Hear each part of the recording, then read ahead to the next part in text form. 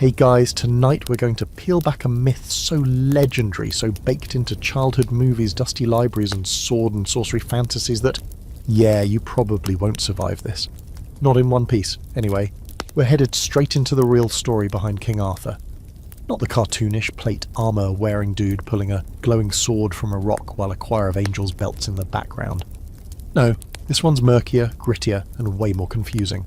A tangle of post-Roman warlords, forged manuscripts, cranky monks, and epic propaganda. So before you get comfortable, take a moment to like the video and subscribe, but only if you genuinely enjoy what I do here. No Arthurian guilt trips. Also, where are you tuning in from? Drop your city and time in the comments. Always cool to see who's still up chasing history with me at 2:13 AM. Now, dim the lights, maybe turn on a fan for that soft background hum, and let's ease into tonight's journey together. We begin not with a hero, but with a vacuum.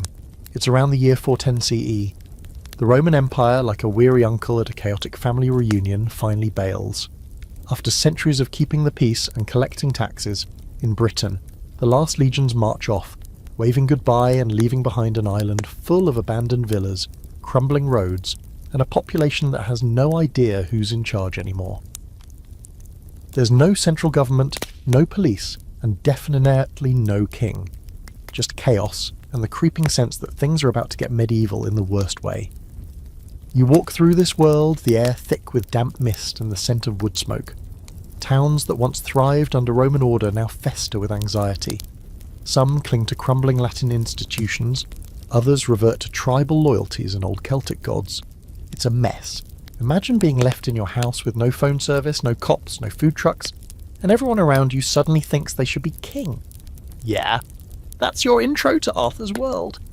The British elite who survived the Roman exit, wealthy landowners, ex-soldiers, minor aristocrats, try desperately to plug the holes. They keep using Roman titles like Dux Bellorum, Commander of War and Consul, even though those titles now mean roughly nothing. They build alliances with whoever will listen, including local bishops, Irish mercenaries, and yes, even the occasional Saxon warlord. The island fractures into micro-kingdoms, each with their own ambitions and spears pointed at everyone else. This is the environment where the Arthur legend might have started, because somebody had to step in. The first hint of that somebody comes not from a gleaming tale of destiny, but from silence, deafening scholarly silence. There's no clear mention of Arthur in the records from his supposed lifetime, not a whisper. And that, in a way, is even more haunting than the stories. It's like showing up to a party everyone swears happened, but the house is empty and the only thing on the floor is one muddy footprint. But maybe he wasn't a king. Maybe he was something closer to a warband leader. An agile, charismatic fighter keeping the fragile Romano-British world glued together with equal parts fear and flair. Imagine a battle-hardened commander leading horsemen across the moors, holding crumbling forts against waves of raiders, his name passed from one trembling survivor to the next. Arthur was here. Not a throne, but a reputation. And here's a wild fringe theory for your dream filing cabinet tonight. Some historians think Arthur wasn't a person at all, but a title, a name used by more than one warrior, possibly derived from the Welsh word arth, meaning bear. So maybe it wasn't the Arthur, but an Arthur, or several, like medieval code names for the baddest guy in the valley. Which makes you wonder, were the legends all just compressed stories of many warlords rolled into one legendary superdude? And then there's the debate, the one no one in the historical community can seem to shut up about. Did Arthur even exist at all? Serious scholars line up on both sides.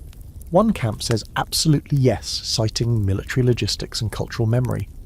The other insists he's a later invention, retrofitted into the past like a bad Photoshop job. In fact, there's not one universally agreed upon piece of contemporary evidence that directly ties the name Arthur to a single historical individual from this era. Not one. So you're not just chasing a ghost. You're chasing the idea of a ghost who might have been a composite of 3 other ghosts, all wearing the same name tag. Yet the vacuum Arthur fills is very real. People needed a story, a champion, someone who stood against the Saxon tide and made Britain feel strong again. And so the myth grew, fed by firelight stories, bardic songs, and eventually fancy Latin scribes with political agendas. The real King Arthur wasn't just a man, he was a symbol forged in the crucible of desperation and memory. And once a symbol catches fire in a culture, well, you try putting that out. You end the night staring at the smudged edge of history, standing in the ruins of a Roman bathhouse turned goat pen. Somewhere in this very building, a soldier once dried his boots and dreamed of retiring in peace. Instead, his descendants will fight for every inch of ground and whisper the name Arthur, like a ward against darkness. Whether Arthur was real, borrowed, or totally fabricated, you're about to spend the next 29 sections tracking his footsteps through war, myth, and the maddening, beautiful grey area in between. So now you're standing in the ruins of Roman Britain, surrounded by fog, chickens loose in what used to be a bathhouse, and the lingering scent of a civilization that's just walked out the door. You turn slowly, taking in the landscape. It's rough, broken, beautiful, and totally leaderless.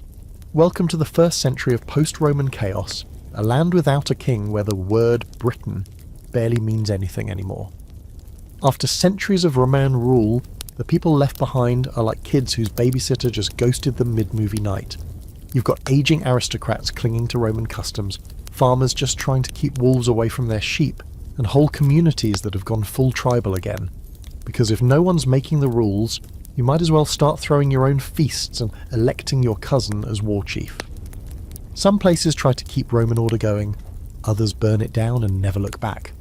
The roads, those famous Roman roads, are still there, but they're pitted and overgrown. They're used now more for ambushes than trade. You travel down one of these old roads, the silence only broken by the distant clank of an axe or the bark of a watchdog. The towns have shrunk or been abandoned. The villas are mostly shells picked over by scavengers. A few lucky ones have become small fortresses with palisades built from chopped up furniture.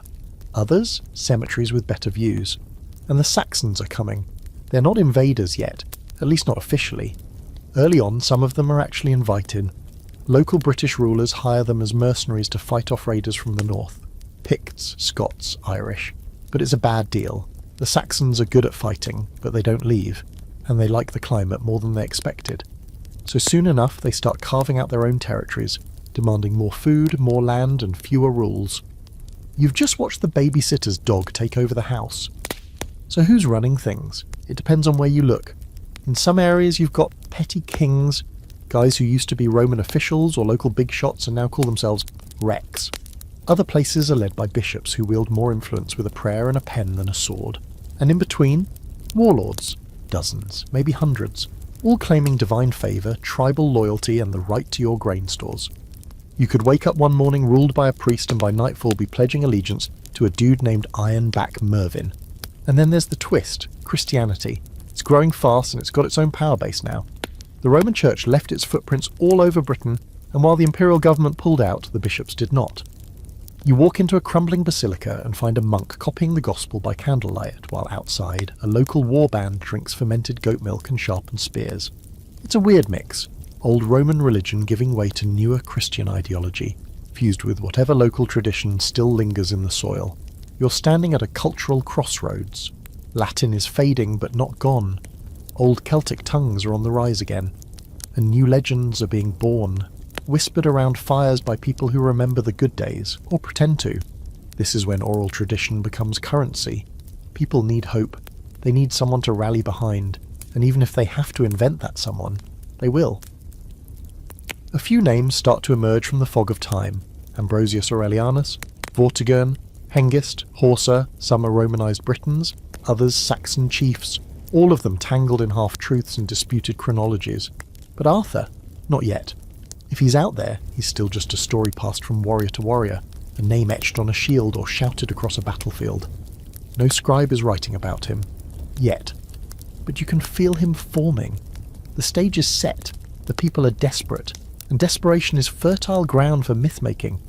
Some local strongman wins a few battles and gets deified in song. Another holds off Saxon raiders and becomes the bear of the West. And somewhere maybe one man or a dozen men earn the name that will echo for centuries. It's just that nobody's calling him king yet. And let's be honest, this wasn't the kind of kingdom that came with jewelled thrones and velvet robes. You picture Arthur as a gritty fighter, eating dried venison in a smoky hall with dogs at his feet and rain seeping through the roof. His council might be just 3 other guys who haven't betrayed him yet. His castle could be a timber fort on a hilltop, half burned and constantly under siege. There's no Camelot, not yet, maybe not ever. Here's a weird but very real historical side note. In this period, some warlords were so desperate to prove their legitimacy, they would dig up ancient Roman coins and hand them out like business cards. Imagine some guy holding up a cracked silver denarius and shouting, "See, I'm basically Caesar." It was all about appearing connected to something older, stronger, and more legitimate than the fractured now. And yet people believed. Because in a world this chaotic, belief isn't optional. It's armour.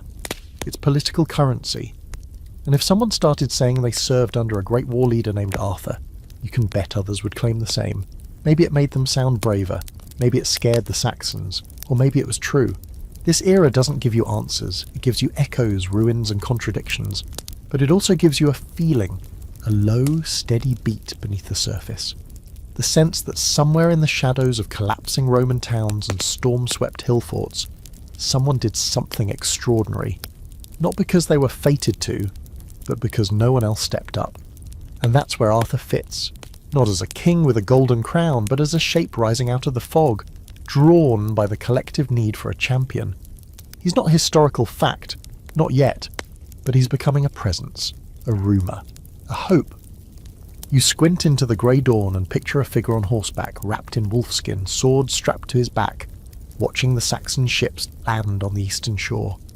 No banners, no trumpets, just resolve. Maybe this is where he starts.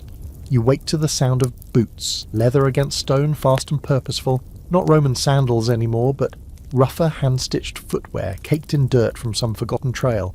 You're deep inside post-Roman Britain now, and it's time to get familiar with the kind of people left holding the map after the Empire packed up. The ones historians can barely categorise because they don't fit neat labels.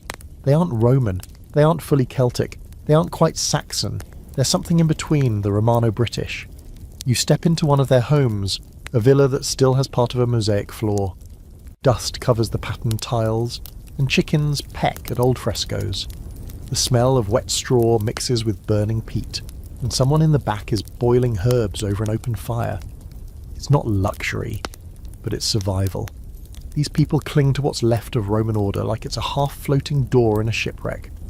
They dress in old tunics, speak Latin sprinkled with Welsh or Brittonic, and teach their children Roman history they barely understand anymore.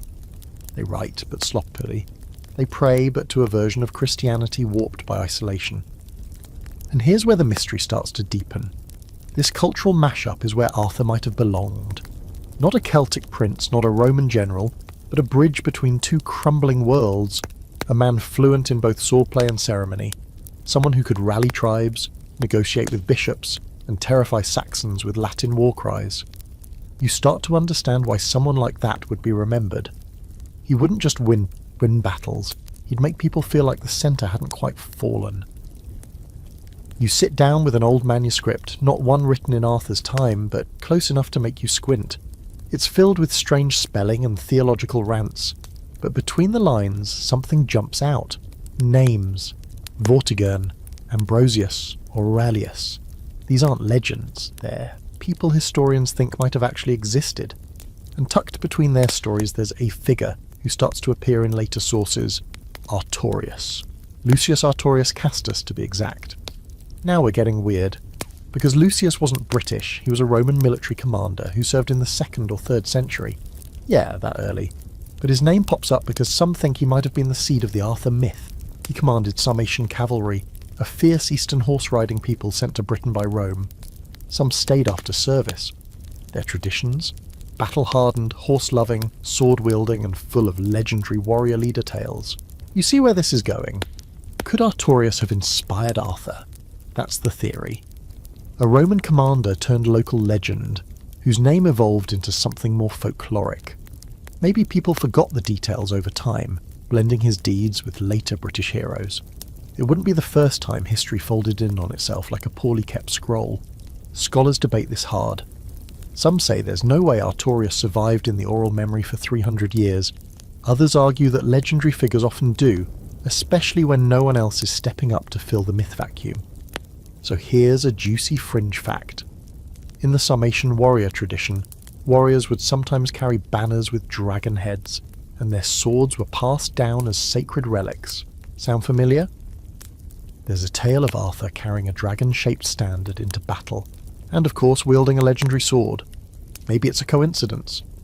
Or maybe it's what happens when one culture's icon gets stitched into the tapestry of another's survival narrative. Back in your villa, you thumb through an old shield on the wall, more decorative than useful now, cracked and mossy.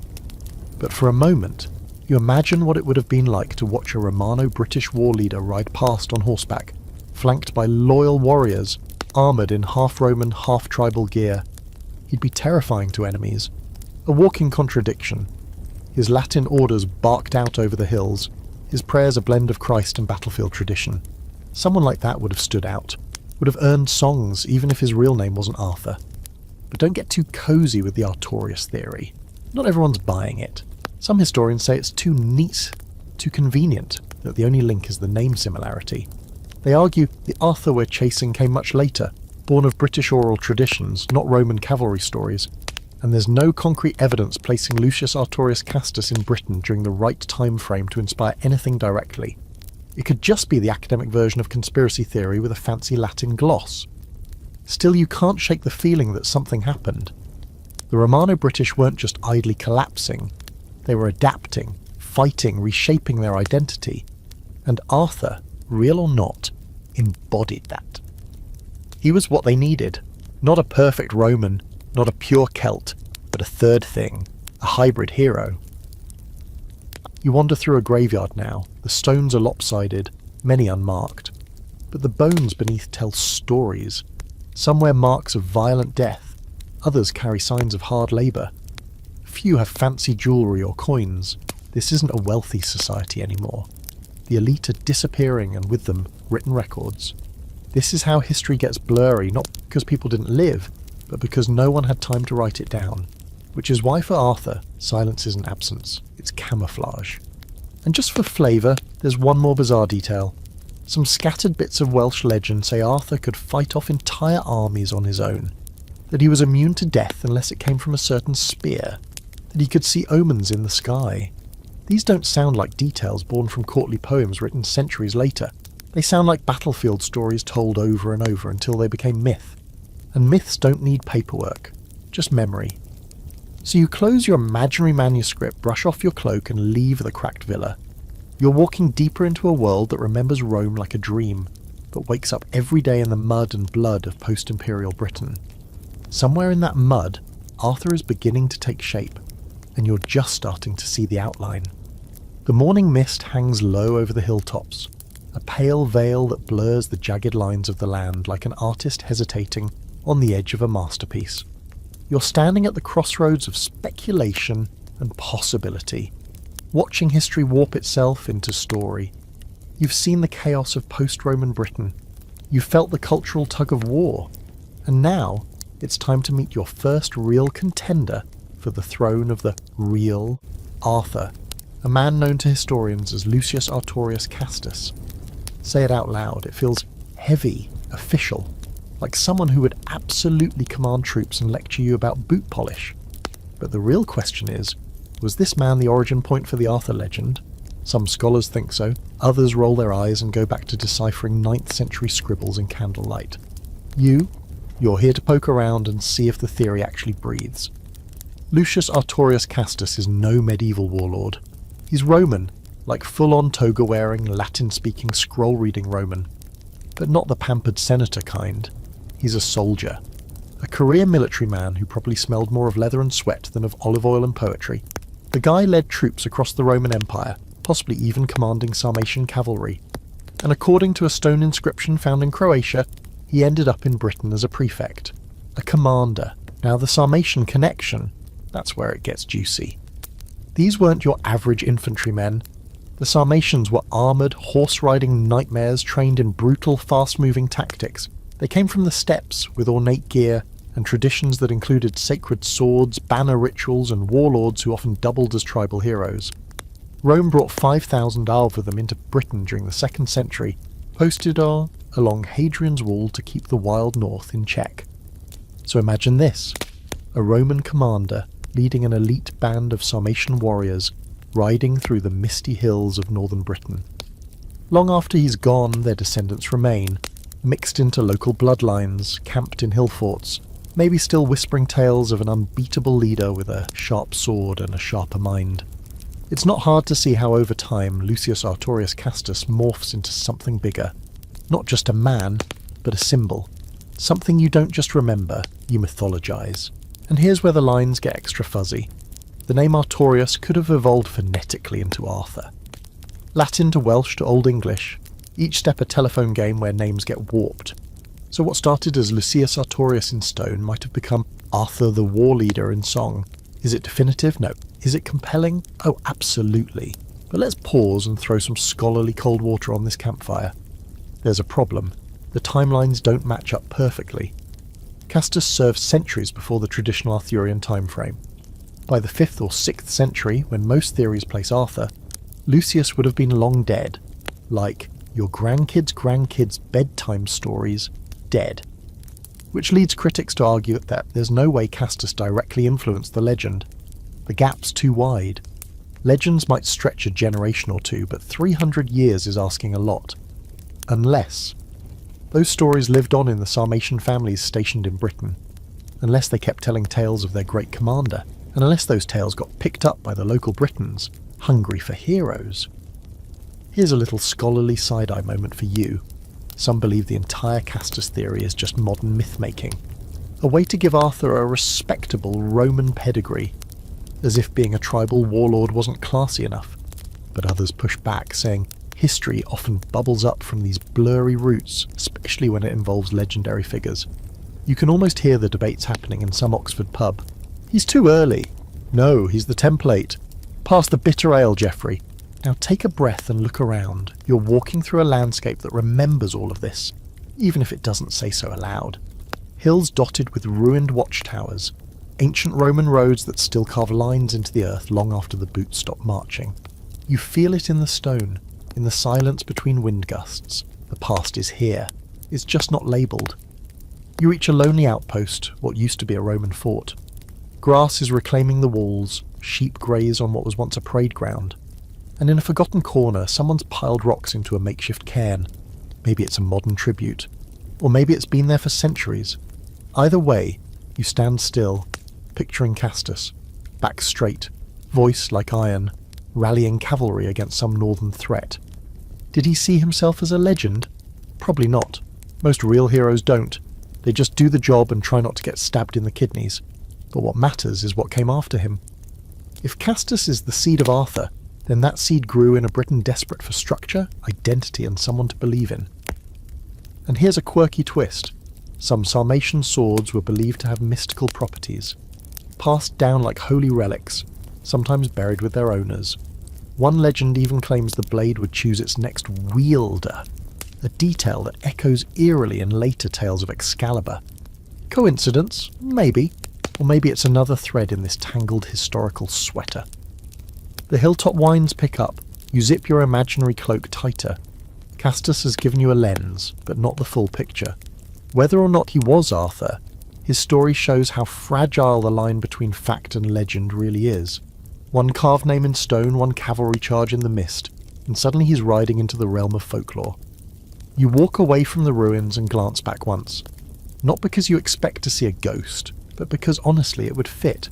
If Arthur was ever real, even a little bit, this is where he might have first appeared. Not with a crown, but with a worn saddle and a reputation that refused to die. You crouch in a cold, stone-walled library, dust suspended in lazy, golden shafts of light, unrolling a brittle manuscript that smells like it gave up on being useful about 8 centuries ago. Your fingers trace faded ink, and somewhere between a rambling genealogy and a monk's rant about virtue, it hits you. The earliest mentions of Arthur aren't grand at all. They're not epic. They're not even stories. They're footnotes, scribbles, tiny little literary hiccups on the margins of real history. Welcome to one of the strangest facts in the whole Arthurian saga. Before he was the king of Camelot, Arthur was a side note in some obscure chronicles. No court, no Merlin, no sword in a rock. Just a name dropped casually, like you're supposed to already know who he is. The oldest of these is the Historia Brittonum, written in the 9th century and attributed to a guy named Nennius. And yeah, if you're keeping track, that's already about 300 years after Arthur supposedly lived, not exactly hot off the press reporting. In this text, Arthur isn't even called a king. He's described as a dux bellorum, a war leader, and the monk throws in a battle list. 12 of them, in fact. You're squinting at a rough catalogue of carnage, places like the River Glane and Mount Baden. No flowery prose, no romantic setup, just, here's this guy Arthur, and here's a bunch of Saxons he murdered. But the thing that really slaps you in the face is this. Mount Baden, a battle supposedly so important it delayed the Saxon advance for a generation, is directly linked to Arthur only here, in this text. None of the earlier sources, not even the ones written closer to the supposed time of the battle, mention Arthur as being involved at all. Gildas, the cranky monk we'll get to later, writes about the battle with dramatic flair, but doesn't name names. It's like watching a war movie where the main character is missing and everyone just pretends not to notice. So now the questions start stacking up. If Arthur was really such a big deal, why didn't Gildas mention him? Why did no contemporary source celebrate this heroic defender of Britain until centuries after he supposedly lived? Did Nennius make him up? Or was he working from oral stories that had already blended fact and fantasy into a single, unstoppable warlord smoothie? And what about those battles? That famous list, 12th encounters, one bloodier than the last, is a hot mess. Historians have tried for years to map them onto real-world locations, but it's like throwing darts at a fog bank. Some places don't exist anymore, others have names that could refer to 2 or 3 different sites, depending on the century. Some even think the list is more symbolic than historical, with the number 12 serving a biblical purpose, echoing the 12 tribes of Israel or the 12 apostles, which would make Arthur less of a field commander and more of a Christ-like stand-in for a fallen people. You see where the lines start to blur? And here's your quirky fact of the night. In one version of the list, Arthur supposedly kills 960 men in a single charge at the Battle of Baden. By himself. You read that again and blink. Not his army, not his cavalry, just Arthur. 960 dudes felled by one guy in one day. Even if he had a whole weekend, you'd still have to ask what his arm was made of, steel or unfiltered medieval exaggeration. Let's be honest, this is not history. This is myth wearing history's coat and hoping you don't check the label. But it matters because this is where the legend begins to take root. This is the first time Arthur gets framed not just as a warrior, but as the warrior.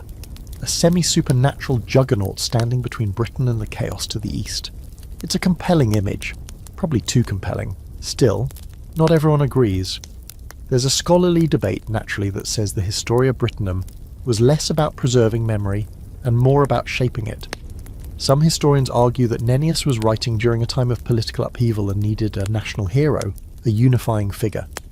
Arthur, whether real or legendary, fit the bill, so Nennius might have collected campfire stories and strung them together with names of old battles, slapping Arthur on top like a coat of historical varnish. Other scholars go deeper. They suggest Nennius didn't even write the text alone, that it's an evolving document added to by generations of scribes, each with their own spin. Imagine if Wikipedia had no moderators and every edit stuck forever. That's what you're working with here. A big, messy, collaborative myth with no fact-check button. Now let's slide over to the Annales Cambriae, another medieval manuscript that's even murkier. In its brief entries, Arthur pops up exactly twice. One line claims he fought at Mount Badon. The other says he died at the Battle of Camelot. That's it. 2 sentences, no details, no drama. Just a timestamp of death like a cosmic thanks for playing. But here's the kicker. Those entries were added later than the rest of the chronicle. Maybe a full century or 2 after the supposed events. So again, you're not getting real-time Arthur. You're getting edited Arthur. Curated, cleaned up and inserted neatly into the timeline like a guest showing up late to a party and pretending they've been there all along. By now, you're starting to see how fragile the historical Arthur really is. There's no clear evidence, no contemporary eyewitness accounts, no sword inscribed with property of King Arthur. Just a few scattered mentions, some wildly inflated kill counts, and a whole lot of theological undertones. The more you look, the more he disappears, until all you're left with is the story about the story. A myth so tangled in the record that pulling one thread risks unravelling the whole post-Roman fabric. But maybe that's the point. Maybe Arthur was never supposed to be pinned down. Maybe he was built to slip through your fingers. Half history, half hope. And in this section of your journey, squinting at ancient texts and counting impossible body piles, you realise something important. Legends don't need to be real to be powerful. They just need to be believed in the right moment by the right people. And clearly someone, some monk, some bard, some desperate warlord trying to keep morale up, believed in Arthur enough to write his name down in the margin. You're still in the manuscript room, the kind of place that smells like parchment, mildew, and stress. The librarian's long gone to bed, but you're sitting there, hunched over a candle like an obsessed monk, because something's bugging you. That list of battles from Historia Brittonum, the one where Arthur allegedly solo murdered almost 1,000 Saxons. Yeah, that one. You can't stop thinking about it. 12 battles. A convenient number, just biblical enough to make you suspicious, just grounded enough to feel like maybe, there's something real underneath all the moss. So you grab a quill, mentally anyway, and go to work, picking apart this list like a detective in a crime drama, only your victim is historical certainty. The first thing that hits you is this. None of the battles are dated, not a single year. They just unspool in rapid succession. Like a montage in an action film, cue the music, Arthur swings his sword, next scene. There's no sense of when or why these battles happened, just a sequence of bloodletting across vaguely British-sounding place names. Some of them are rivers, some hills, some you can't even locate anymore. It's like trying to GPS your way through Narnia. Let's look at a few. There's the River Glane, maybe in Lincolnshire, maybe in Neverland. Then the Dubglas in the region of Linnuis. No one knows where that is. The Celadon Forest. That could be the Caledonian Forest in Scotland, but it could also be poetic nonsense. And Baden, oh, we'll get to Baden. The others, take your pick. Every county from Cornwall to Cumbria claims at least one of them. It's a historical buffet, and everyone wants a slice of Arthur on their local signage. So what are we even looking at here? One theory is that the battle list is a patchwork, a greatest hits compilation pulled from various regional tales and sewn together to create a unified national hero. Kind of like a Spotify playlist of Britain's best Saxon kicking moments, all attributed to one man. Even if half of them originally belonged to other warriors or completely different centuries, you slap Arthur's name on it and suddenly the story has legs. But not everyone's buying that. Some scholars argue the list has a military logic to it, that it traces the path of a campaign. The battles start in the north and sweep down into southern Britain, like Arthur was on some grand tour of ass-kicking. Which would mean, if any of this is real, you're looking at a master tactician, someone orchestrating defences across multiple regions. That doesn't sound like a tribal thug or a lucky warlord. That sounds like a general with serious logistical skill. But again, that's assuming the list reflects something real and not just a mythic travel itinerary with a body count. Now here's a strange but oddly delightful fringe theory. Some people believe the 12 battles weren't fought by Arthur at all, but by a god. Or more accurately, that Arthur is a Christianized version of an earlier Celtic battle deity, someone whose victories were folded into a human narrative once pagan gods fell out of favour. Think about it. 12 battles, no dates, no specifics, all victories. Doesn't that sound a little too neat? Like something you'd tell a child who asked why the sun rises. Because Arthur fought off the darkness. It's poetic, sure. It's also hard to prove wrong, and that's part of the frustration, isn't it? This list has just enough detail to feel real, but not enough to prove anything. It's the historical equivalent of hearing a friend say they saw Bigfoot, and then pulling out a blurry photo of a guy in a shag rug. You want to believe, but the evidence is just smoke and legend. But let's talk about the one bright flare in the middle of all this fog, Mount Baden. This battle stands out partly because it's also mentioned by earlier sources, notably Gildas, who hated giving people credit but still said the battle was a big win for the Britons. He didn't name Arthur, of course, because Gildas was more interested in yelling at sinners than recording military history, but the fact that multiple sources mention Badon gives it weight. Something happened there. We just don't know what or who made it happen. If Arthur did fight there, it would explain a lot. A stunning victory like that could have cemented him in the public memory, even if his name didn't make it into the first wave of written accounts.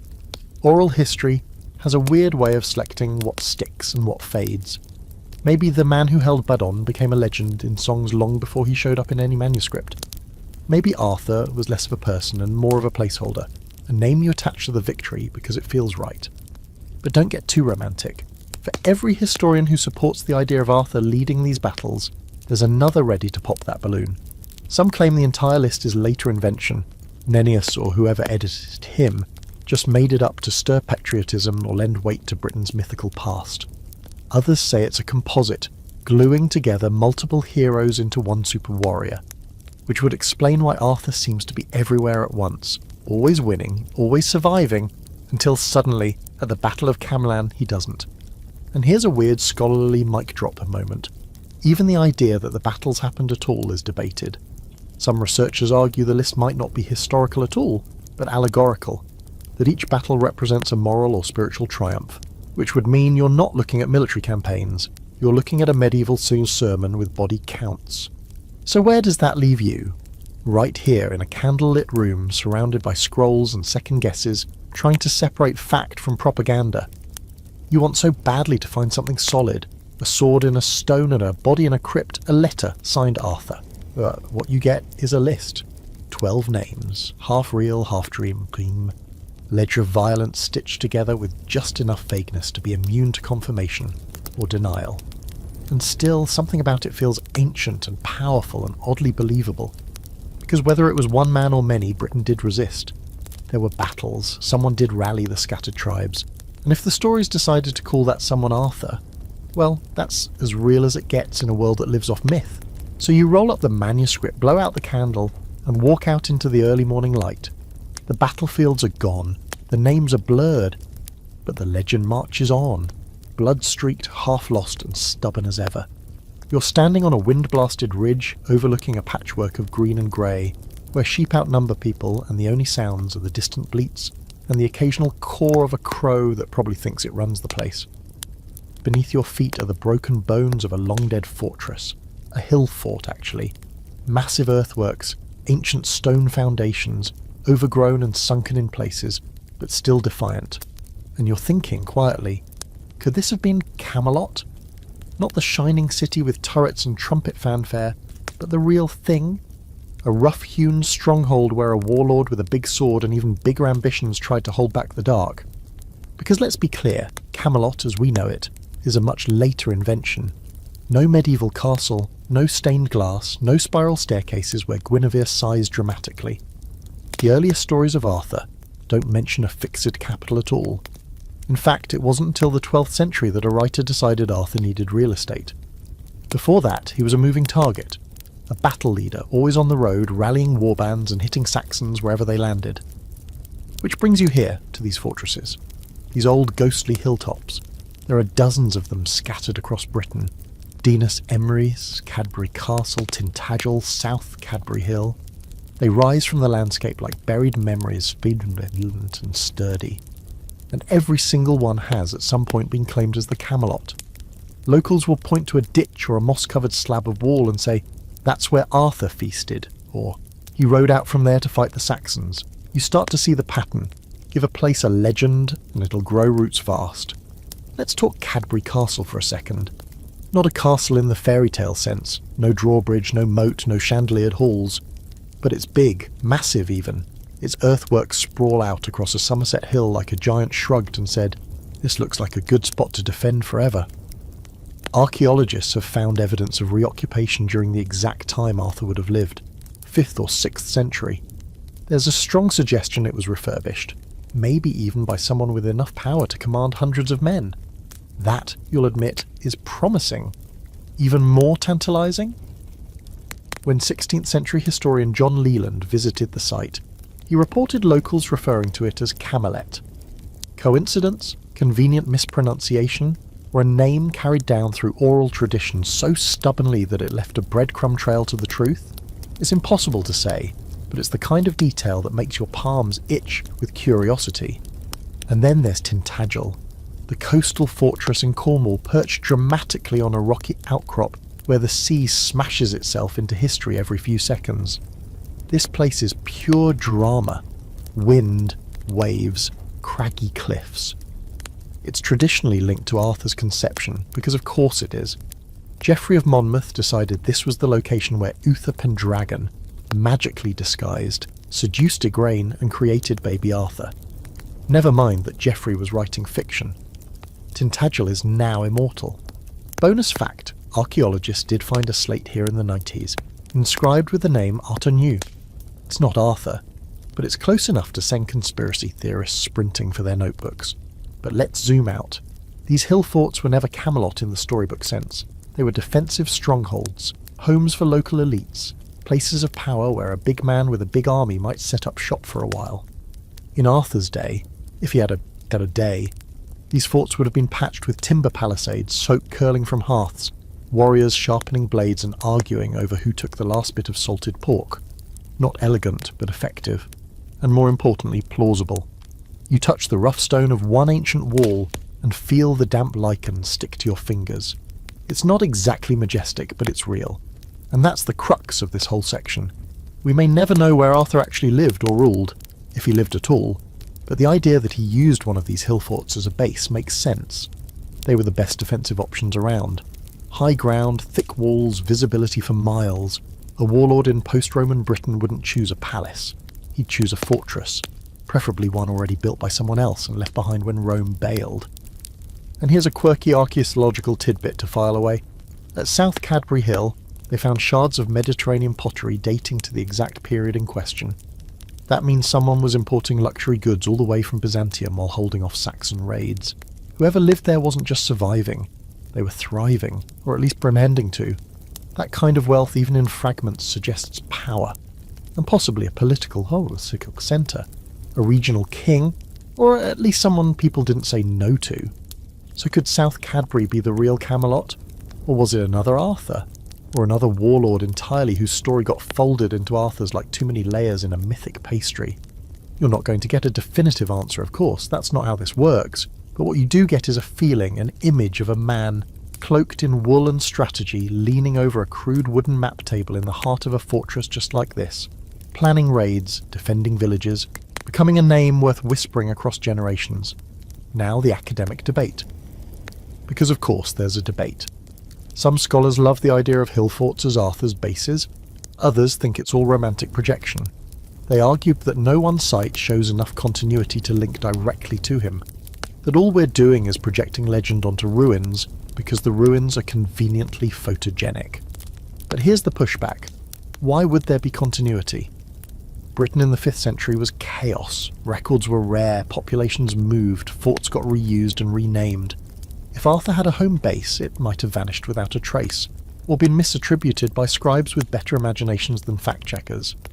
You look out over the hills one last time before the fog rolls in again, swallowing the fortress in mist. This isn't Camelot, not as you were told. There's no harp music, no suits of armour, no dramatic declarations in Old French, just grass, wind, rock, and silence. But in that silence, maybe, just maybe, Arthur rode once, not a king with a crown, but a commander with a cause. You're ankle deep in boggy grass, eyes fixed on the horizon where thin wisps of smoke rise like a warning. Out there, past the forests and the marshes, the Saxons are coming, or more accurately, they're already here. This isn't the first wave either. It started quietly like a leaking pipe in the back of a house no one's watching. But now the flood has begun, and you're wading into one of the most brutal, transformative invasions in British history. And yes, it's where Arthur, whoever he really was, might have carved out his legend in blood and fury. Back up a bit. In the early days, the Saxons weren't technically invaders. They were mercenaries, hired muscle. Britain had enemies on all sides, the Irish, the Picts, raiders from the sea, bandits, famine. Desperate Romano-Brutish leaders, with no Roman military to lean on, started paying Germanic warbands to do their dirty work. These were the Angles, Saxons and Jutes, tribes from across the North Sea, brought in to fight, protect, and, in theory, leave once the job was done. You probably already guessed, they didn't. Picture them arriving on shallow draft boats, long hair braided, axes slung casually over shoulders, and a collective attitude of, "Nice island you've got here, we think we'll stay." These weren't just random brutes, they had strategy. They settled first along the coasts and rivers, easy trade routes, fertile land, and plenty of wide-eyed locals. At first, they probably coexisted, more or less. Trading, marrying, making awkward small talk in broken Latin and Old Germanic. But like any good guest who overstays, things eventually got ugly. The turning point, according to some legends, came when the Saxons demanded more land and food. When they didn't get it, they burned, pillaged and killed. And when they got what they wanted, they burned and pillaged anyway. It became less of a service agreement and more of a hostile takeover. The British started to push back, but by then the Saxons had numbers, weapons, and a growing appetite for conquest. Now enter you standing in the middle of this rising tide, watching villages burn and hearing stories of a warrior who refuses to give up. A leader who doesn't wait in a palace but rides out to meet the threat. This is where Arthur begins to feel more real, not because of a specific date or a specific battle, but because someone had to lead the resistance. And resistance did happen. Gildas, our favourite angry monk, wrote a scathing sermon sometime in the 6th century. He doesn't name Arthur, but he does describe a great battle at Mount Badon, where the Saxons were stopped cold. According to Gildas, the victory was so complete that peace lasted for decades. That's rare in this period. Peace was usually measured in seasons. A whole generation? That's something. It suggests not just a fluke win, but a serious defensive effort. An organised pushback that left a deep mark. Some historians believe this era of resistance was marked by loose alliances among the remaining British tribes. Temporary coalitions built out of necessity, and someone had to unify those fractious groups, however briefly. Someone charismatic, smart, ruthless enough to unite proud warbands and semi-Christian hill chiefs who probably hated each other's cloaks. That's where Arthur makes sense. As the name that got attached to a real but now nameless effort to hold the line. Here's where things get spicy. Some sources, Welsh mostly, talk about the enemies from the east. It's always the east. That's where the Saxons landed, and that's where the fiercest resistance seems to have taken place. Some of the battle sites linked to this cluster around those eastern inroads. Kent, Sussex, the Thames Valley. But of course, the further west you go in Britain today, the stronger the Arthurian pull. Wales, Cornwall, even parts of Scotland. They all claim a piece of him. Why? Because as the Saxons moved in, the Britons were pushed west. Retreat became legend, and Arthur, whoever he really was, became their shield. Now here's your fringe fat candy for tonight. There's a theory that the Saxons didn't just take over, they rewrote history afterward. That once they became the dominant culture, they deliberately erased or downplayed British heroes like Arthur. So the fact that we know anything about him might be thanks to oral traditions that clung on in the Celtic fringe. Stories told in whispers while Saxon scribes scribbled new, more flattering versions of the past. And scholars do argue about this. Some think the Saxons assimilated faster than we give them credit for, that it wasn't all fire and murder, but more of a slow cultural merger. That Arthur might have been forgotten not because of Saxon censorship, but because he just didn't matter anymore once the cultural narrative changed. Others say, nope, it was a violent conquest and Arthur's was a casualty of propaganda and time. What's undeniable is this. The Saxons didn't just take land, they changed everything. Language, religion, settlement patterns. They pushed the surviving Britons into the corners of the island and started building the England we'd eventually recognise. So if Arthur really lived, he was standing on a crumbling ledge, holding on to the last threads of Roman-British civilization while the flood rose around him. And yet he mattered. He was remembered. In some of the oldest Welsh poetry, he's already becoming myth. Not a polished king, but a warrior, brutal, proud, half-wild. Not someone who wore a golden crown, but someone who could split you open with a single blow and then go hunting before breakfast. You see a very different Arthur here. Less noble, more terrifying, more Beowulf than Lancelot, which honestly feels right for this part of history. So as the smoke from the imaginary Saxon raid fades into your dreams, you picture him again. Not seated on a throne, but knee-deep in the mud, covered in blood and glory, roaring commands over the clash of shields. A man who may have had no idea he'd become a legend, only that he had no choice but to fight. You find yourself deep inside the mind of a man who's both incredibly important and profoundly irritating, Gildas. Think of him as the original doom-scrolling blogger of 6th century Britain. Only instead of Twitter rants, he wrote a treatise called De Excidio et Conquestu Britanniae, which roughly translates to On the Ruin and Conquest of Britain, and ruin is right. Gildas does not pull punches. He is equal parts fire, brimstone, passive-aggressive spiritual guilt trip, and political takedown artist. His writing is the kind of thing that makes you want to sit down and repent for sins you didn't even commit. Now here's the strange part. He's one of the only near contemporary voices we have for this period. Born probably in the early 500s, Gildas was alive during or just after the time Arthur is usually said to have lived, which means if Arthur was really a thing, if he truly stood tall against the Saxons and became a beacon of British resistance, Gildas should have known, or at least mentioned him, right? Nope, not once. Not a single Arturus, not even a casual nod to a legendary warlord. Instead, he credits the victory at the Battle of Mount Badon, the same battle Arthur is tied to in later sources, to divine punishment against the Saxons. God apparently decided enough was enough and handed the Britons a break. That's it. Gildas does name some kings in his tirade, and he absolutely hates them, calling them tyrants, murderers, and worse. But Arthur is noticeably absent. It's like writing a review of a rock concert and forgetting to mention the lead singer. So now you're stuck with the million-pound question. If Arthur really was the hero of Mount Badon, why doesn't Gildas say so? Some scholars argue that maybe Gildas didn't mention him because Arthur didn't exist. That's the Occam's razor approach. He's not in the text because he wasn't around to be mentioned. End of story. Others suggest something subtler. Maybe Arthur was real, but he wasn't royalty, and Gildas only cared about kings.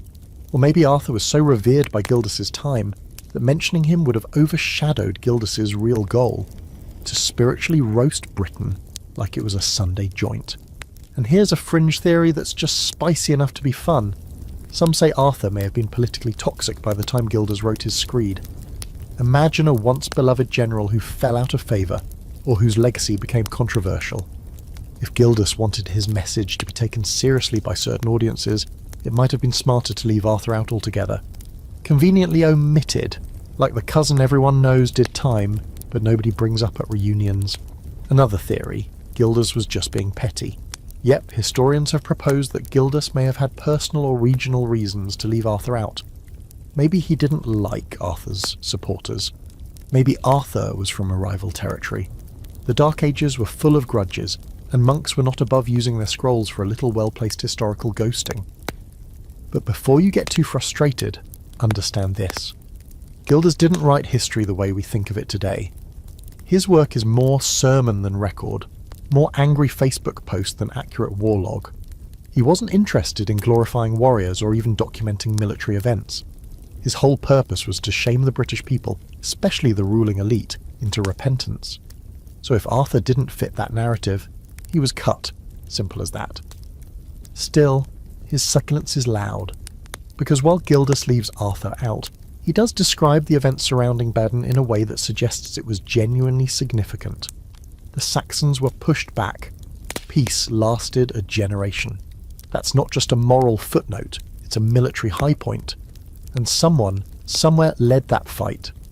Gildas might have ignored the name, but the outline remains. The island was on fire, and someone helped extinguish it. This is where the legend starts to creep back in.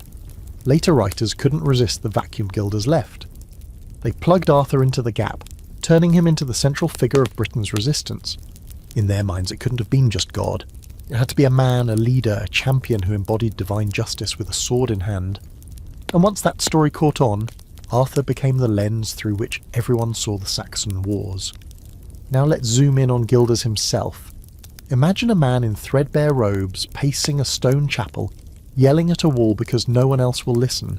He's obsessed with sin, corruption, and decay. He names kings, Constantine of Dimnonia, Vortipor of Demetia, Maelgwyn of Gwynedd, and he trashes every one of them. Cowards, liars, perverts. Honestly, if Gildas had Twitter, he'd be the kind of guy who subtweets the Pope. He speaks of Britain like it's a rotting carcass. His words drip with disappointment. The Romans are gone, the Saxons are encroaching, and the island is full of leaders who worship wealth more than wisdom. For Gildas, Arthur probably would have just been another sinner with a sword. Not worth mentioning. Or worse, worth excluding on purpose to drive home the message that no earthly champion could save Britain without God. And here's the eerie part. Some of what he says still echoes. You walk the ruined churches, the broken Roman roads, the scattered stone crosses on windswept moors, and you can. almost hear his voice in the wind. Not just a ranting monk, but someone watching his world fall apart in slow motion. He wasn't wrong about the collapse, he just never gave us a hero to hang on to, so you're left with silence, but a loaded silence. Gildas's omission is one of the most talked about absences in medieval literature. It forces you to ask not just what's missing, but why. And that's what makes it so haunting, because silence in a world of legends is just as powerful as a song. As you leave Gildas's world, blinking in the dawn light of metaphorical 6th century despair, you realise something important. Maybe Arthur wasn't the kind of man you write about in sermons. Maybe he wasn't a saint. But maybe he did something great enough that later generations couldn't stop telling stories about him, even if Gildas didn't think he was worth a footnote. It's foggy, again, because in this version of Britain, it's always foggy. You're standing at the edge of a high ridge, boots sunk into the wet earth, and below you, just barely visible through the grey wash of morning mist, lies a field. Not a field of wheat or barley or picnic blankets, but one of blood. Mount Baden, or at least one of the several dozen places someone claims is Mount Baden. There are signs nearby saying Battle of Baden Hill, AD 500, with that painfully awkward question mark at the end, like even the signage is unsure. And that about sums up. This is the battle, the one everyone points to as Arthur's crowning moment of not being a myth. The fight where Britain stopped crumbling just long enough for someone to say, hey, we've got a shot. According to the tradition, Arthur faced off against a Saxon army so vast and terrifying it felt like the end of the world. And he won. Not barely, not tactically, decisively. The kind of win that buys you decades of peace, which, considering the state of things in post-Roman Britain, was basically a miracle. So let's get the basic legend out first. The battle, according to later sources, was fought near or at a place called Mons Badonicus, and Arthur not only participated, he led. And not only led, he annihilated. In Historia Brittonum, Arthur is said to have killed 960 men by himself, solo, like some prehistoric Rambo. The implication is that he was either a military genius, a demigod, or just very angry. Probably all three. Later, Geoffrey of Monmouth and others pile on even more drama, turning Baden into the high point of Arthur's career, a moment of impossible heroism on a battlefield soaked in destiny. And here's the thing, Mount Baden very likely was real. Gildas talks about it. Remember him, our angry monk friend? He doesn't mention Arthur, still salty about that, but he does describe a massive victory that halted Saxon advances. So the battle itself probably happened. The real question is, where? And more importantly, who was actually there? Because here's where the fog thickens. Baden doesn't match any current place name directly. Over the years, historians have put forward at least a dozen locations. Bath, which used to be called Aquae Sulis, Salisbury Hill, Liddington Castle, even places in Wales. Each theory has a passionate fan base. Each comes with arguments about topography, ancient roads, Saxon movement patterns, and where a would-be warlord might have drawn a line in the mud and said, here, we stop them here. Bath is a favourite, mainly because it's got the Latin tie-in and some ancient military roads lead to it. It would have been a strategic location, close to Roman ruins, fortifiable, and within striking distance of major Saxon approaches. Plus, it has actual hills. And in Britain, if your battle doesn't happen on a hill, was it even worth telling a bard about? But even if we could find the exact spot, there's no archaeological evidence of a battle that fits the scale described. No mass graves, no sword piles, no dramatic chariot wheel half buried in the peat, just rolling hills, sheep and speculation, which means you're once again trying to reverse engineer history from a story someone told at a fire, possibly while drunk, possibly 200 years after the fact. That hasn't stopped people from trying. In fact, one of the most fascinating modern twists is how this battle has been used politically. Yes, even 1500 years later. In the 20th century, some writers saw Mount Badon as a metaphor for British resistance, a cultural stand against invaders. World War II propaganda even co-opted Arthurian imagery, casting Churchill as a modern-day Arthur figure. So if you're feeling like this whole myth has a legs well beyond its origin, you're not wrong. Badon became less about where and when, and more about what it meant. Here's your fringe fact of the night. One theory says the name Badon doesn't come from a place at all, but from a tribal name or a misunderstanding of another word. It might even be a corruption of Bath Hill or an earlier British term that's long since disappeared from the language. If that's true, we might be looking for a place that never existed, or that changed names so completely the battle is hiding in plain sight, like a ghost in Google Maps. And then comes the inevitable scholarly debate. Some believe that Arthur fought there and that Baden was his shining moment.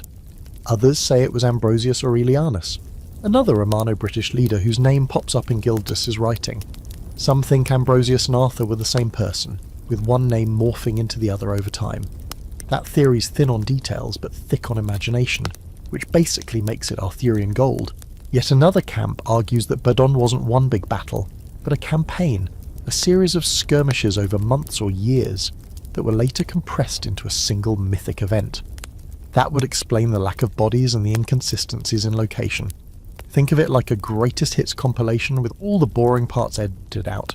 It's not clean history, but it makes for better storytelling. Still, if Arthur was there, if even one man called Arthur helped hold the line, this is where his myth gets legs.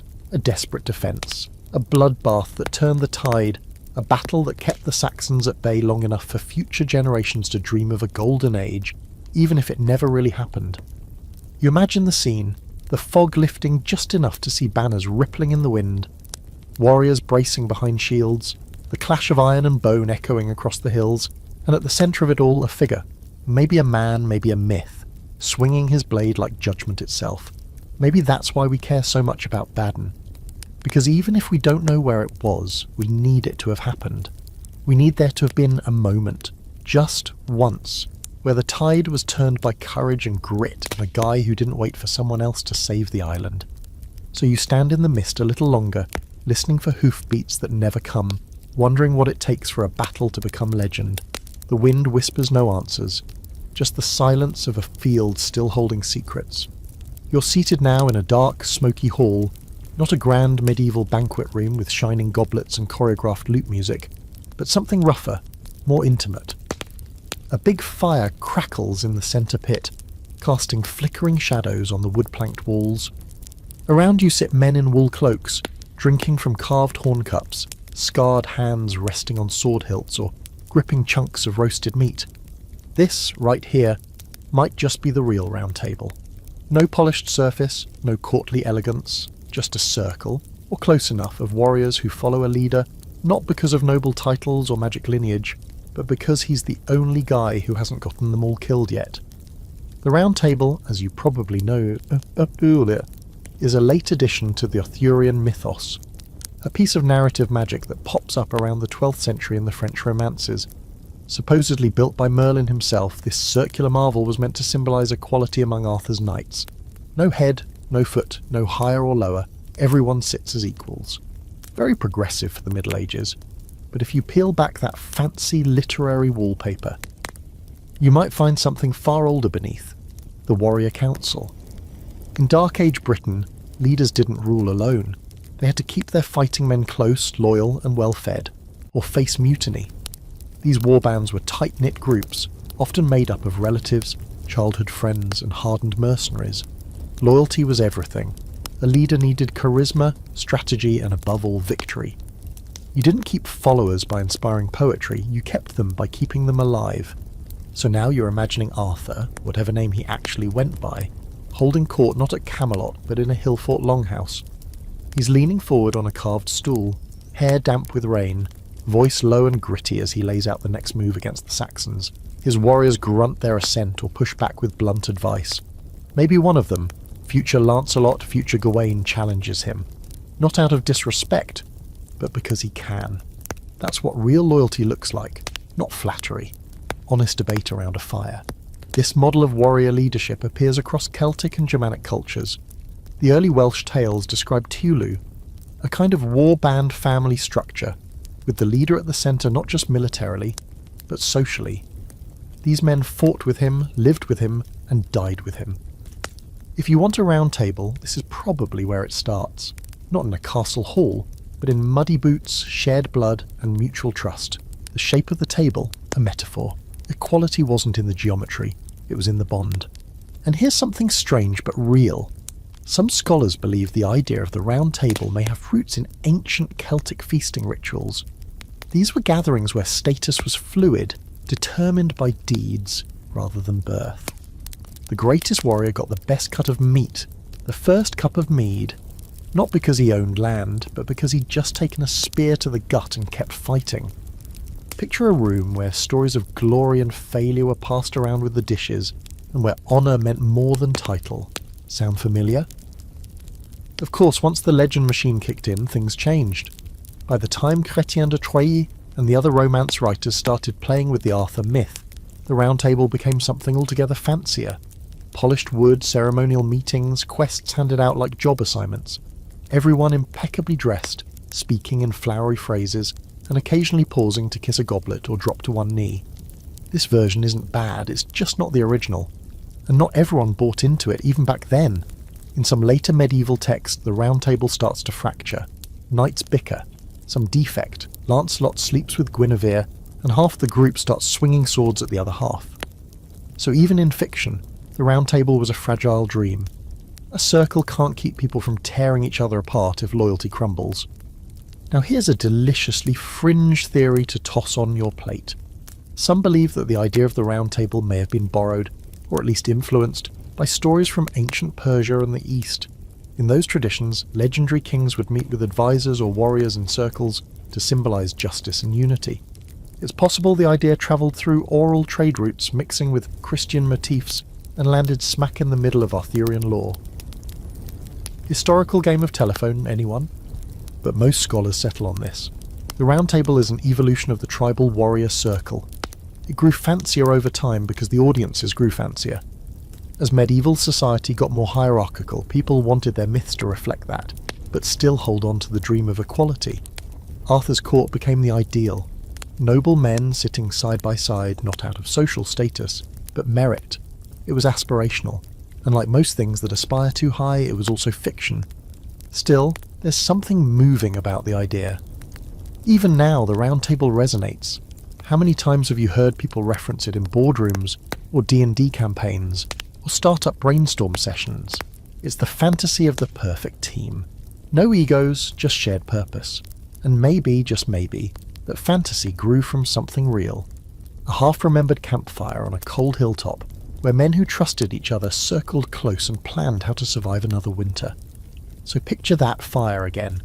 Hear the wet crackle of logs, the low murmur of strategy, the occasional cough or bark of laughter. Arthur is there, not with a crown but a leather tunic and a bloodied blade resting at his feet. His men aren't polished. They're exhausted, loyal, human, and together they form a circle. Not perfect, not mystical, but real. That might be the most believable Arthurian image yet. You step away from the circle of warriors and into a quieter room, a smaller fire burning low, its flames dancing off worn stone and threadbare tapestry.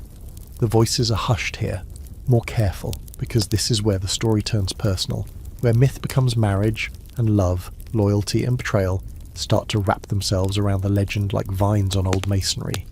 Tonight, you meet Guinevere, or Gwen Hwyfar, if you want her pre-French, pre-Disney, pre-courtly love name, queen, consort, alleged traitor, occasional nun, and all-around mystery. What we know for certain? Almost nothing. Guinevere, like Arthur, shows up late to the written party. She doesn't appear in any of the earliest historical mentions of Arthur. Not in Gildas, not in Nennius, not even in the Annales Cambria. Her first major appearance comes centuries later, when the Arthurian legend is already blossoming into something fancier, more romantic and much more French. Thanks, Chrétien de Troyes. In those early stories she's already complicated. Sometimes a loyal queen, sometimes a tragic pawn, sometimes the reason Camelot collapses. It all depends on who's telling the tale, and what kind of moral they're trying to squeeze out of her. But if you reach further back, before the lacy gowns and forbidden kisses, you might glimpse a different woman. One who wasn't just someone's wife, but a queen in her own right. A political player. Maybe even a symbol. Let's rewind to the name, Gwen Hwyfar. It's Welsh. The etymology is murky but fascinating. Some think it means white phantom or fair one, which sounds dreamy, yes, but also eerie, like she's more of a presence than Cyprian a person. Others link her name to older Celtic goddesses of sovereignty, divine women who didn't just marry kings but made them. In that tradition, a queen wasn't just ornamental, she was the land incarnate, the connection between the king and the earth, which means Guinevere might not have been written as a love interest at all. She could have been a political metaphor from the very start. Now picture this, a strong-willed queen bound to Arthur not just by affection but by necessity. Their marriage, whether arranged or chosen, is a power move, uniting clans, sealing alliances, legitimizing rule. She's not draped on a velvet cushion sighing at sunsets. She's walking the halls of a timber fortress, negotiating with warriors, possibly leading her own small retinue. And like many women of her time, her influence lives between the lines of male-written history. But of course things get messier later on. The most famous version of Guinevere, the one tangled up with Lancelot, is a 12th century invention. In the French romances, she's elevated to queenly elegance and shoved into a tragic triangle with two men who apparently never learn to communicate. This version paints her as torn, tempted, and ultimately destructive. She falls for Lancelot, cheats on Arthur, and brings down the utopia that was Camelot. Some writers make her remorseful, others condemn her completely, and more than a few reduce her to a cautionary tale about women and power. Here's where things split down weirdly modern lines. Some see her as a feminist icon, one of the few female characters in medieval literature with real agency. She chooses, she loves, she rebels. Others see her as the scapegoat of an anxious male society, used to explain why great things fall apart, not because of war or politics, but because of women, because of desire, because, well, of course, it couldn't be the men who ruined everything, and that's the scholarly debate still rolling on today. Was Guinevere a villain or a victim, a traitor or a trapped queen? Or was she something more mythic, an echo of an older archetype, reshaped by centuries of moral storytelling? You've got academic papers on both sides. Some dig into the sovereignty goddess angle, arguing that Guinevere was originally a kind of personified Britain, meant to pass between kings as political power shifted. Others trace her transformation through literature, showing how every new writer added a fresh layer of judgment or redemption, depending on their culture's views on women. Here's your fringe fact cherry on top. In some Welsh tales, there are multiple Guineveres. Not clones, successive queens, each named Gwenhwyfar, each with their own rise and fall. This could be a narrative device, or it might be a reflection of oral traditions blending and repeating.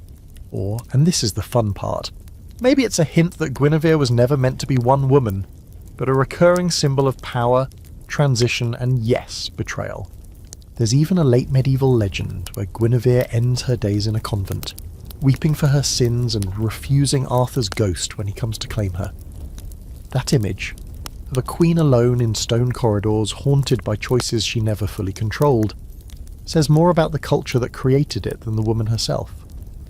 Repentance becomes the final punctuation mark, because a woman who exercised her will must apparently end in silence. But walk it back.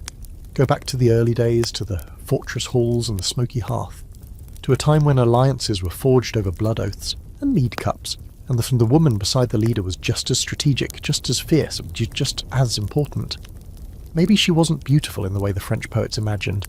Maybe she was weathered, sharp-tongued, always watching. A queen not made of glass but of iron and grit. Not Arthur's downfall but his partner and maybe even his superior in more ways than history allowed. So you let the fire burn low, imagining her seated beside Arthur, not behind him. Her hand steady, her gaze sharper than most of the swords in the room. A woman born into a brutal world, navigating love, power and survival with the only tools she was given. She doesn't need to be perfect, she just needs to have been possible. The air turns thick now, not with smoke or blood this time, but with something stranger, older. You feel it before you see anything. That tingle at the base of your neck, the way the shadows in the forest seem to stretch just a little too far, the hum of something you can't quite name pressing against your ears like a forgotten spell. Welcome to the part of the legend where logic quietly exits stage left, and the weirdness rolls in, stage centre. Tonight you meet Merlin, or at least the raw, tangled roots of whatever eventually became Merlin. Spoiler, he doesn't have a pointy hat. In fact, the Merlin of the earlier stories is closer to a broken prophet than a wise old wizard. No staff, no smoke bombs, no cheerful advice followed by vague disappearances. You find him instead deep in the woods, filthy, muttering to birds, possibly naked. Yeah, that kind of weird. The earliest source to give us something like a Merlin is the Welsh poem cycle about a figure named Myrddin Wilt, Myrddin the Wild. According to the story, he was a bard who went mad after witnessing a horrific battle, fled into the forest and gained the ability to see the future. So more traumatised hermit than magical advisor, but it's a start. Myrddin appears in fragments, short poems, wild ramblings, sometimes philosophical, sometimes barely coherent. He predicts things, he rants against kings, he talks to animals, he sees visions of war and ruin. And it's all very raw. You get the sense of a man who's not just trying to explain the world, but survive it. He doesn't wave his hands and fix things, he shouts warnings no one listens to, think less Gandalf. More forest conspiracy theorist with occasional moments of unsettling clarity. So how did that guy become this guy? The Merlin, you know, the one standing calmly beside Arthur in white robes and radiating wise grandpa energy. Enter Geoffrey of Monmouth, the 12th century literary alchemist who decided to scoop up these fragmented Wildman stories, mix them with Christian theology and political needs, and pour them into the mould of a proper character. In his Historia Regum Britanniae, that wildly influential fake history book we'll roast in detail later, Geoffrey introduces a figure named Merlinus Ambrosius, a mashup of Myrddin and Ambrosius Aurelianus. 2 men, 1 wizard, very efficient. Geoffrey's Merlin is a child prophet, born of a nun and an incubus, yep, a literal demon, which makes him half mortal, half supernatural. As a child, he shocks everyone by accurately predicting the collapse of towers built on unstable foundations, one of which houses, apparently, 2 battling dragons, red and white, symbolising the struggle between Britons and Saxons. It's a lot, and it marks the start of Merlin as a supernatural mouthpiece for fate and political allegory.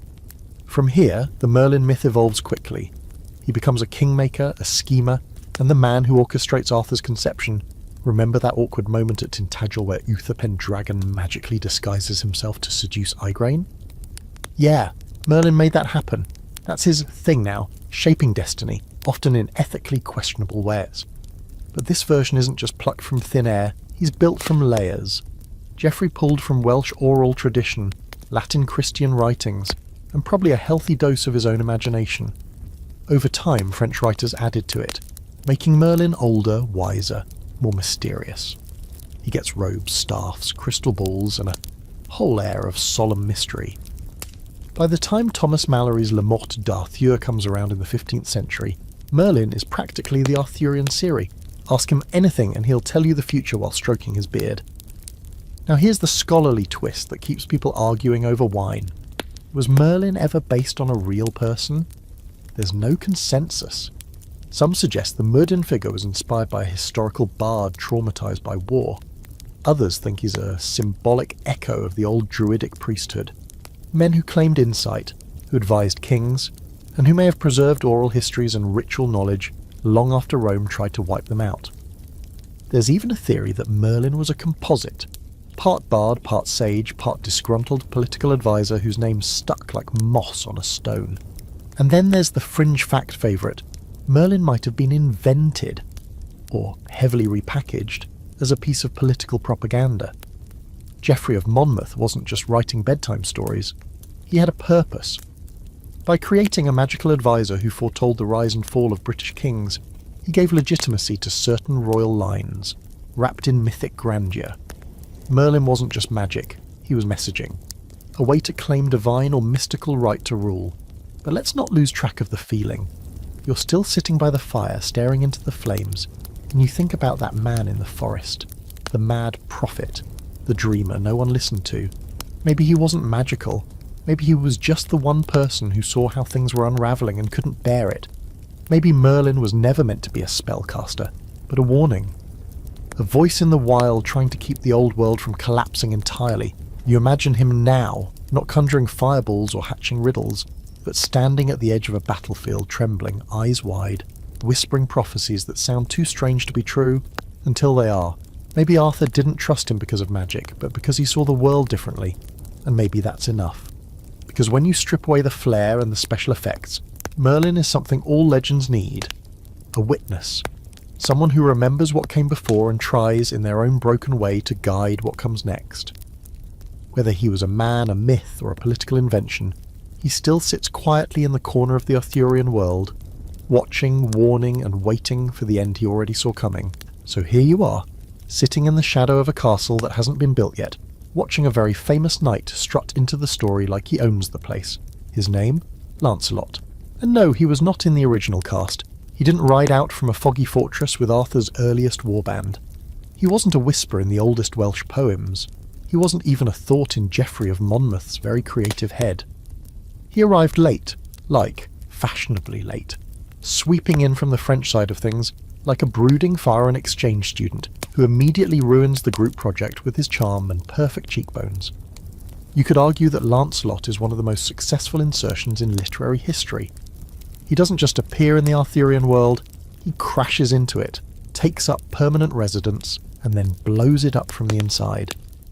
And all of that begins around the 12th century, courtesy of Chrétien de Troyes, the same guy who gave Guinevere her drama arc and turned Arthur's hard-edged legend into courtly fanfiction. Now here's the twist, Lancelot wasn't even supposed to be the main attraction. In Lancelot, the Knight of the Cart, Chrétien sets out to explore the theme of chivalric love, and Lancelot is basically a tool to do that. But then something strange happens. Readers love him, like, really love him. Suddenly he's everywhere. Arthur's favourite knight, the best swordsman in the land, so noble, so pure, and also totally in love with Arthur's wife. Oops. And that's where things spiral, because if you've ever wondered how a legendary utopian kingdom like Camelot could fall apart, Lancelot is the catalyst. Not an invading army, not political failure, not a cursed artifact, just one very talented man with bad timing and worse boundaries. It's kind of poetic in the worst way. Here's the uncomfortable truth of it. Before Lancelot, Arthurian stories had conflict, sure, but they didn't have this kind of betrayal. The kind that turns friends into enemies, lovers into traitors, and an idealistic round table into a pile of splintered chairs. Lancelot introduces the human drama, infidelity, honour, guilt, that turns the myth from legend into tragedy. And once that thread is pulled, the rest of the tapestry starts to unravel. Camelot was never the same. And now you get to wonder, was Lancelot based on a real person? Probably not. He's a literary invention from head to toe, but that doesn't mean he came from nowhere. Some believe Chrétien was inspired by Celtic stories of warrior champions, especially ones with complicated personal lives. Others think Lancelot is a perfect example of cultural remixing, a knight who embodies Christian chivalry layered onto pagan roots, wrapped in French sophistication, and dropped into a British myth like a perfume bottle in a mud pit. His full name, by the way, is often rendered Lancelot du Lac, Lancelot of the Lake. That detail isn't just aesthetic, it ties him to the Lady of the Lake, a mystical figure who raises him from childhood. You get this semi-magical orphaned origin story that makes him sound more like a demigod than a knight, and that's no accident. The stories need him to be special, exceptional enough to rival Arthur, both in virtue and in love. If Arthur is the sun, Lancelot is the moon. Cool, reflective, and always just out of reach. But that whole perfect knight thing? Yeah, it's complicated. Because Lancelot is flawed. Deeply. He breaks oaths. He lies. He lets his personal desires override his loyalty to Arthur. And yet he's often portrayed as the most noble of all the knights. The contradiction is baked into his character. He's the kind of guy who delivers tearful apologies with blood on his sword. A walking morality puzzle. And scholars love puzzles. Some argue Lancelot represents the tension between personal virtue and public duty, a perfect embodiment of the failure of chivalry. Others say he's a French answer to Arthur himself, a way of importing glamour and passion into a story that originally centred on unity and grit. There's even a theory that he was created to appeal to aristocratic women who wanted to see more romance and less battlefield grunting in their epic tales. And hey, it worked. But Lancelot doesn't exist in isolation. His presence warps the entire story. The affair with Guinevere fractures the Round Table. Knights take sides. Arthur is torn between justice and mercy. The once unbreakable brotherhood dissolves into civil war. And just like that, the dream ends not with a dragon or a foreign invasion, but with betrayal from within. It's Shakespearean long before Shakespeare shows up. Here's your fringe tidbit for the knight. Some fringe theorists believe Lancelot was modelled after a real knight whose identity was erased, or who was written over deliberately for political reasons. The idea is that his story reflects too many real-world aristocratic scandals from the French courts to be pure invention. There's no proof, of course. But if you want to believe that Lancelot's tale is rooted in real, juicy medieval gossip, I won't stop you. And what about Arthur? The introduction of Lancelot changes him too. In the older tales, Arthur is central. Brave, commanding, slightly terrifying. But in the courtly romances, he becomes more passive, more background. Lancelot takes the spotlight, and Arthur becomes a kind of weary king, noble but ineffective, watching his kingdom crumble while trying to keep his dignity intact. It's tragic, really. The warrior becomes a cuckolded bureaucrat. The centre of the story slowly drifts off-centre. You sit back now, letting all this settle. Lancelot, the interloper, the ideal, the downfall. He was never meant to be real. He wasn't carved into ancient stone or whispered about by monks. He was written into the story to fill a role. And like so many parts of Arthurian myth, that role grew into something much larger, much messier, and impossible to ignore. In the end, Lancelot didn't destroy Camelot. Not directly, but he cracked it, showed that even in a world of perfect swords and noble ideals, human weakness in war still finds a way in. Maybe that's why he resonates. Because we don't just remember the kings who built great kingdoms, we remember the ones who broke them too. You're waist-deep in a lake now, not literally, but mentally, which is probably safer. The water is cool and still, green-tinged under the weight of centuries of legend. Ripples lap at invisible shores. Somewhere below the surface, a sword is waiting, not just any sword. The sword. Excalibur. Or maybe not Excalibur. Maybe it's something else entirely. Because here's the thing most people don't realise. The story of Arthur's sword is a complete mess. A glorious, confusing, absolutely contradictory mess that's somehow turned into the most iconic weapon in Western myth. Let's start with the basics, or what should be the basics but aren't. In some stories, Arthur pulls the sword from a stone. That's the Excalibur we all think we know, the one that proves his right to rule, the sword only the true king can draw. In other versions, Excalibur isn't from a stone at all. It's given to Arthur by a mysterious enchantress from a lake, and in some tellings those are two completely different swords. Yeah, two Excaliburs, maybe. This weird divide starts cropping up once the French get involved. Early on, especially in the works of Geoffrey of Monmouth and Welsh legend, there's just one sword, Caldfulch, which roughly translates to hard breach or battle breach in Welsh. Pretty metal. That's Arthur's original blade. Later Latin translations soften it to Caliburnus, and then the French writers twist that into Excalibur. So far, so good. But then Chrétien de Troyes and his literary buddies start adding flair. Suddenly there's a mystical lady of the lake. She rises from the depths, hand wrapped in silk, and offers a sword to Arthur, like she's passing him a cosmic lightsaber. And just like that, we get another origin story. One with more sparkle, less anvil, more ambience. The sword in the stone starts to fade in some traditions, or gets rebranded as a separate earlier blade. Arthur pulls it, proves his worth, then breaks it in battle, and then gets Excalibur from the lake. A kind of two-step process. Demo sword, then upgrade. Says, now you're sitting in the middle of this contradiction and you're not alone. Scholars have wrestled with this for ages. Was the sword in the stone Excalibur? Or was that a different blade altogether? Some argue the sword in the stone moment is symbolic, an invention to give Arthur a divine seal of approval, a literal manifestation of destiny. Others say the lake sword is the real Excalibur, and the stone sword is just for show. Then there's the legend of Excalibur's magical properties. Some versions say it was unbreakable, others say it could cut through anything, even steel. In a few tellings, the sword itself isn't magical at all, but its scabbard is. Yeah, the boring bit. According to some stories, the scabbard prevents the wearer from bleeding, making Arthur nearly invincible. Which is a cool twist, until you learn that in some versions, Morgan Le Fay, Arthur's sometimes sister, sometimes enemy, steals the scabbard and tosses it into a lake, which makes you wonder why Arthur didn't just tie that thing to his leg with a chain. And let's not forget the most cinematic part of the whole sword saga, its end. Arthur, mortally wounded at the Battle of Camlan, tells one of his knights, usually Bedivere, to return Excalibur to the lake. Bedivere fumbles the job a couple times, because he understandably doesn't want to chuck a priceless artifact into a pond, but eventually obeys.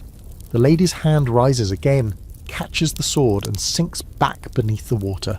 A full circle moment. The blade returns to the mystery it came from. It's beautiful, it's haunting. It also makes zero logistical sense, but we're not here for realism. Here's a wild fringe fact for your bedtime brain. There's a theory that the whole Lady of the Lake story evolved from older Celtic lake rituals. In some ancient Celtic traditions, warriors would offer weapons to lakes or rivers as gifts to the gods, especially after a battle. Archaeologists have found swords deliberately bent or broken and thrown into bodies of water across Britain and northern Europe. So the image of a hand emerging from the water may not be just myth. It might be an echo of a very real, very ritualistic practice. And that's the part that always gets under your skin, the image of the sword beneath the water. The idea that power isn't just seized, it's granted. That the greatest weapon isn't stolen from your enemies, but bestowed by something deeper, older, and maybe not fully understood. That's what the lake represents. Not just magic, but mystery. The unknown force that chooses a champion, not because he's strong, but because he's needed. Of course, modern retellings tend to pick and choose. Some keep the stone, some keep the lake, some mash them together like a mythological smoothie. Disney goes with the stone. The Mists of Avalon leans hard on the lake. Monty Python mocks both, obviously, but in every version, Excalibur becomes more than a weapon. It's Arthur's soul, his destiny in steel, and eventually the weight he can't carry anymore. Here's the kicker. In all these legends, Arthur never passes Excalibur on. He doesn't train a successor. He doesn't leave the sword for the next king. He returns it to the lake, to silence, to myth, because maybe that's where it always belonged. The sword that was never his to keep, only to wield for a while. You sit now at the lake's edge, toes just brushing the water, and imagine it resting there beneath the surface, waiting. Not for another king maybe, but for another story. Another moment when someone will need to believe that power can be earned, not taken. That justice might still rise blade first from the deep. Now picture yourself wrapped in a threadbare cloak, standing on the edge of a damp, wind-lashed cliff overlooking a rocky coastline. The sea below crashes against the stone like it's trying to erase the island altogether. Behind you, shadowy hills, scattered villages, maybe a few crumbling Roman walls that haven't quite given up yet. Ahead, the yawning mouth of the unknown. Saxons, warlords, betrayal. But here's the thing, tonight Arthur isn't just a king, he's a rebel, a fighter, maybe even a revolutionary.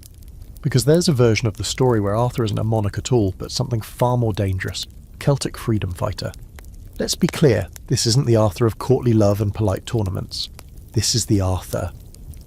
With mud on his boots, a cloak made from wolf fur, and a grim smile carved into his face by years of bitter war. A guerrilla leader. A tactical genius with no patience for ceremony, and every reason to hate what's coming over the eastern horizon. Because from this perspective, the Saxons aren't just invaders. They're the final nail in the coffin of native Britain. And Arthur? Arthur is the man who says, not yet. This idea, that Arthur was the last great Celtic resistance leader, has been floating around for a long time. It shows up in whispers in Welsh poetry, in the margins of old maps, in the hearts of nationalists from Cornwall to Scotland.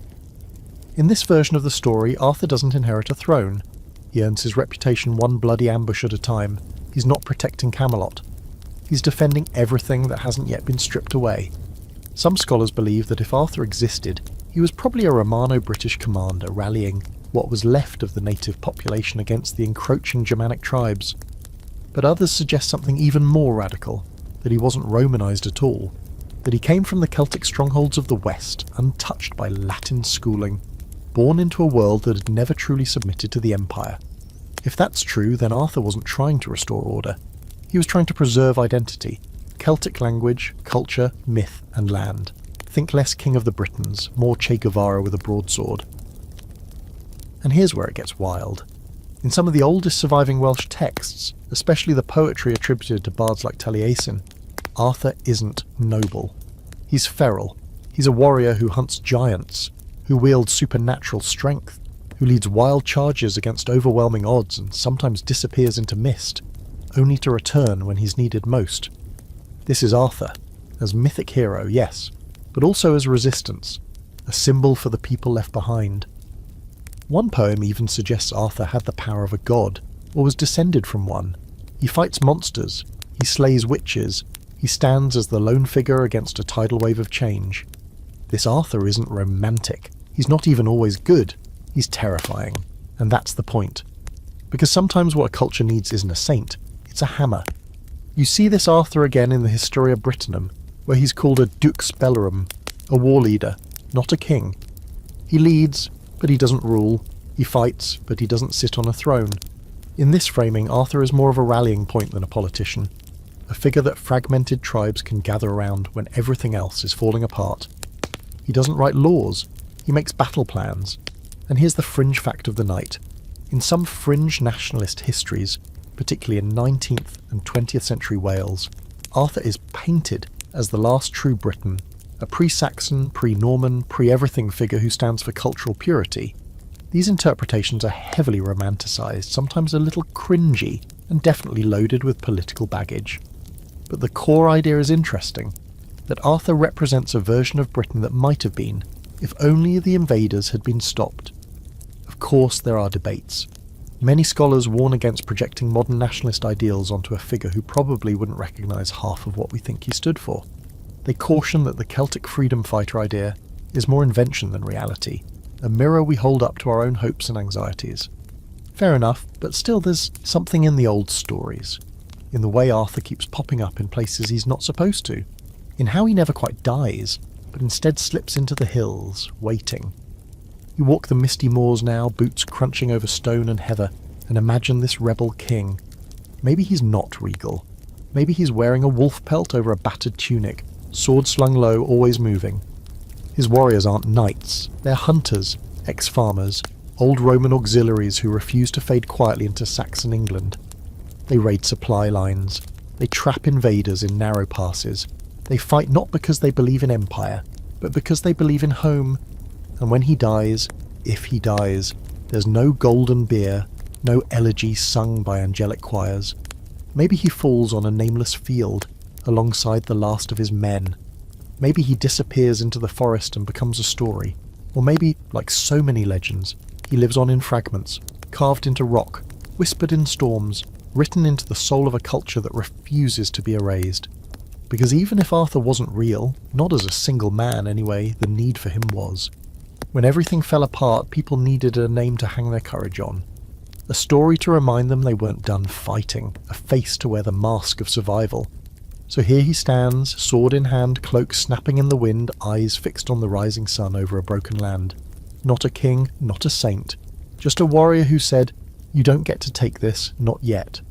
The path narrows as you move west, past the comfortable fields of later England, past the influence of Rome, into the ancient craggy heartlands where mist clings to every hill and the roads turn into sheep trails. You're in Wales now, proper Arthur country if you ask any local bard worth their salt. The air feels older here, full of rain and memory. This is where the story changes again, shedding its French lace and English politics to become something rawer, fiercer and, honestly, a lot weirder.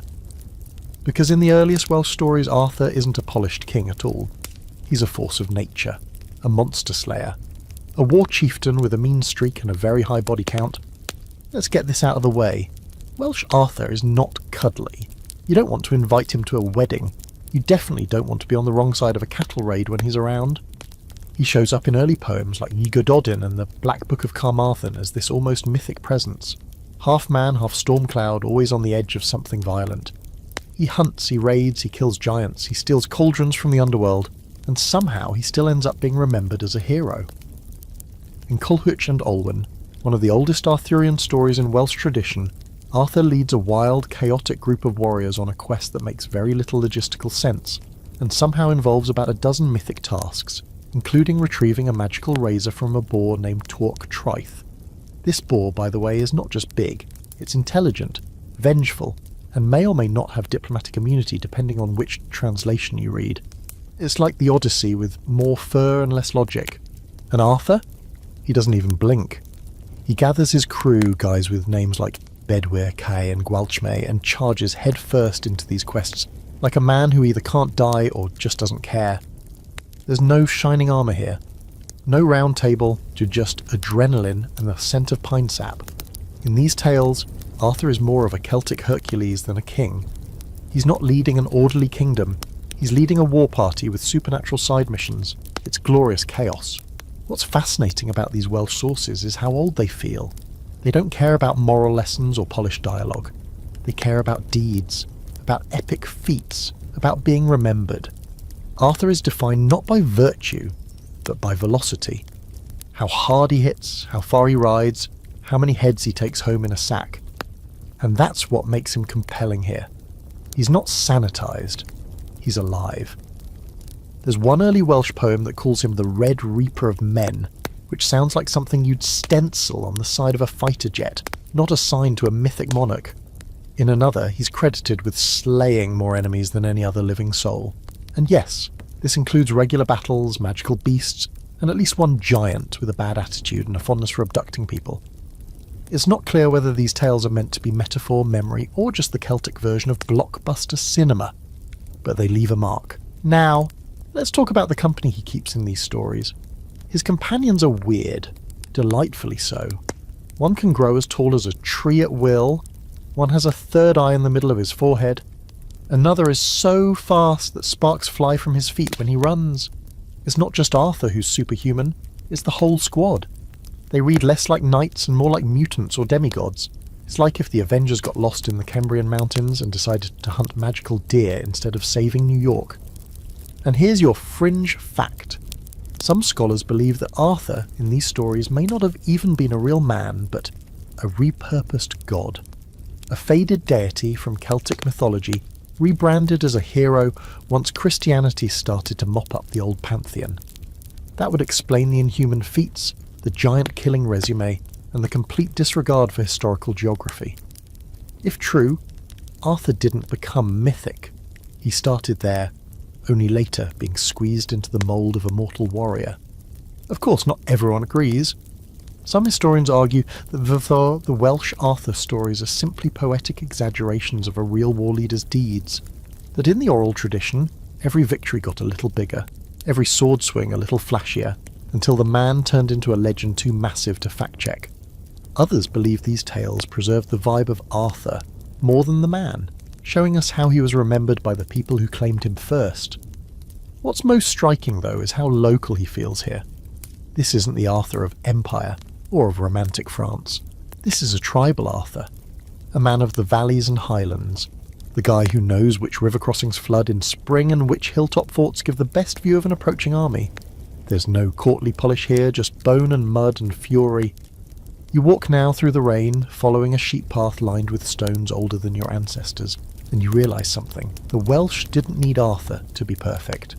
They needed him to be powerful, terrible even, a shield against the night, a myth you could chant before battle to keep your hands from shaking. And whether or not he was real, he served that purpose. So forget Camelot for a second, forget round tables and holy grails. Think instead of a cold, damp cave high in the mountains, where a fire burns low and men huddle close, trading stories about the time Arthur hunted the great boar, or tore through 50 Saxons before breakfast.